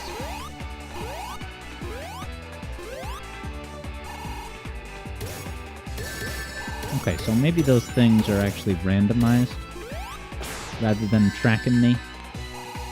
I'm gonna guess I will not beat this boss tonight. But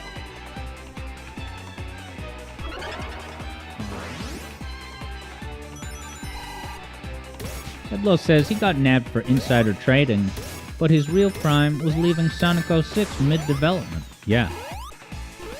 Way to throw away, you know, an easy win. I'm dying. Vector says Dark Speed. No, I got a new record, guys. right, there's no way to continue.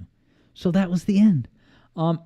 Vector says Dark Speed was intended to be a fourth playable character alongside another female character in this game, is it? Or in Sonic 1?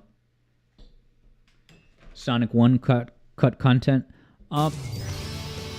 EB says, cool bit of lore there too, that Eggman built Scrap Brain over Labyrinth and it literally sucked the life and color. Well, if that were the case, then after Labyrinth you go to Starlight and then Scrap Brain. So how could you be circling back to the territory where Labyrinth was?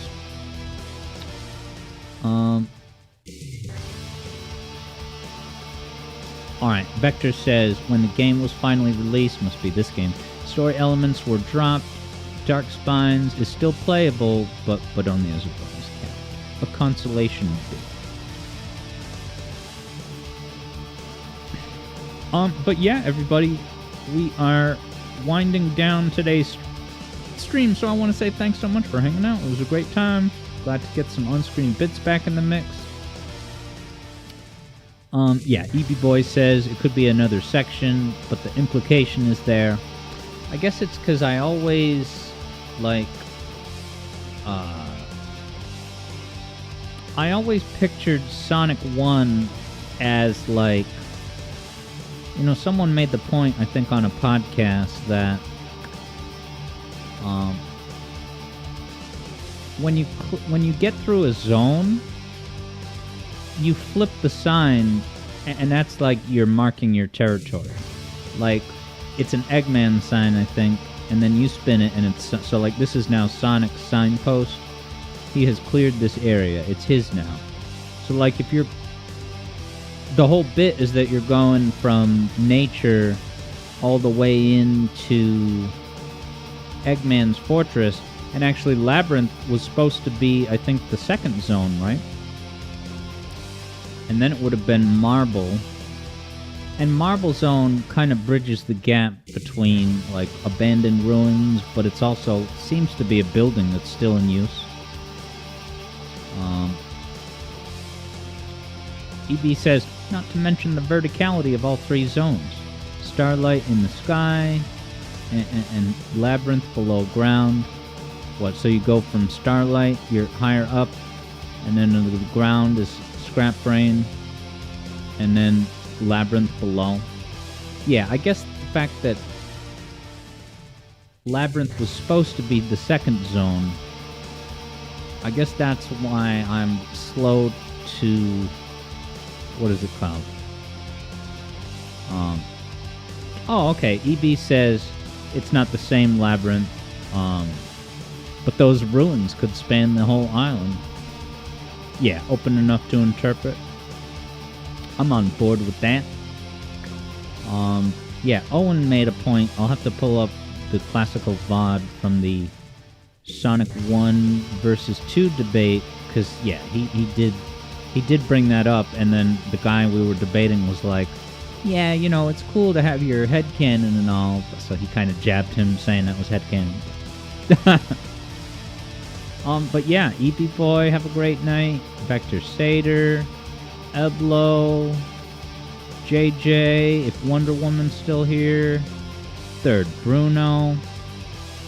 Yeah, I imagine I'll pop on a little later for a night stream.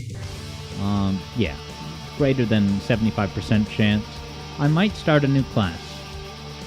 And yeah, kind of, yeah, Keo, have a good night. JJ, thanks again for the bits. Evlo, thanks for the bits.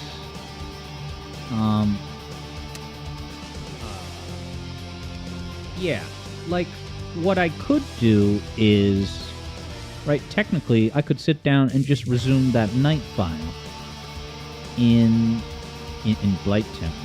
But kind of my philosophy is start a new file with a new class and use all the knowledge I have to get to Blighttown and see if I can plow forth, you know? I'm kind of just thinking out loud. But I want to thank you all for hanging out. This was such a fun time. And I'll be back Wednesday with a whole bunch of Sonic. We got your Sonic Frontiers Cyberspace Rush. We're opening with hub missions in Adventure 1 with E102 Gamma. And then, of course, the big event, me and JJ going head-to-head for points in Sonic Advance 2, starting at Leaf Forest, and finishing the last zone will be Techno Base. So, Jack Griffith, have a great night. Thanks for hanging out. And yeah, I'm glad that you, I'll have to read, I gotta go now, but that, I really want to read that Doc Future essay on the air. It's an essay that takes all the clues of the Mario Odyssey reveal and tries to make sense of it within the canon. But yes, and I will also relay the other thing Jack Griffith had said before after reading the Doc Future article about Odyssey, that Jack says that the player can't be controlling the true Mario because he never had the ability to possess enemies. But doesn't he get the ability from the hat directly? And so, in theory, you know, if there was a crossover and Sonic found that hat, then Sonic could possess enemies. But yeah, Jack Griffith also recommends a video by Academic Agent. That was maybe the person that, yeah, you said did a video exploring this stuff. But yeah, everyone who's watching on YouTube and Twitch, both in chat and out there in the balcony, thanks so much. It means so much that you would be here hanging out, sharing good vibes and laughs. So I'll be back Wednesday with a whole lot of Sonic, and I'll see you tonight for some Dark Souls After Hours. This has been Alex Yard, 91.7 WAYZ. Turn it up. Tell your pals. Donate bits. Come up with funny bits. There's two different kinds of bits. I like how this just keeps looping abruptly. Shadow the Hedgehog is going to be in Sonic Movie 3 in theaters this Christmas. I'm putting out a music theory video on Christmas Eve. It's going to be sick. All I'm saying is, right, I don't want to do it. It's going to be dynamite. It's going to be... I've settled on the word dynamite as the main... And using the word dynamite, I assure you, is not supposed to be a clue to figure out what the topic of the video... Don't read into the... I'm just saying it's dynamite. If you liked other... Well, I can't say too much because certain things are only known to patrons. But soon they will be known to everyone. I think I'm going to do a YouTube stream this coming Sunday where I will make at least a major announcement about the Christmas video. But if you're a patron, you already know. Wouldn't it be nice to be a patron? Good night, everybody. Thanks again. I'll see you next time. Maybe even in a couple hours.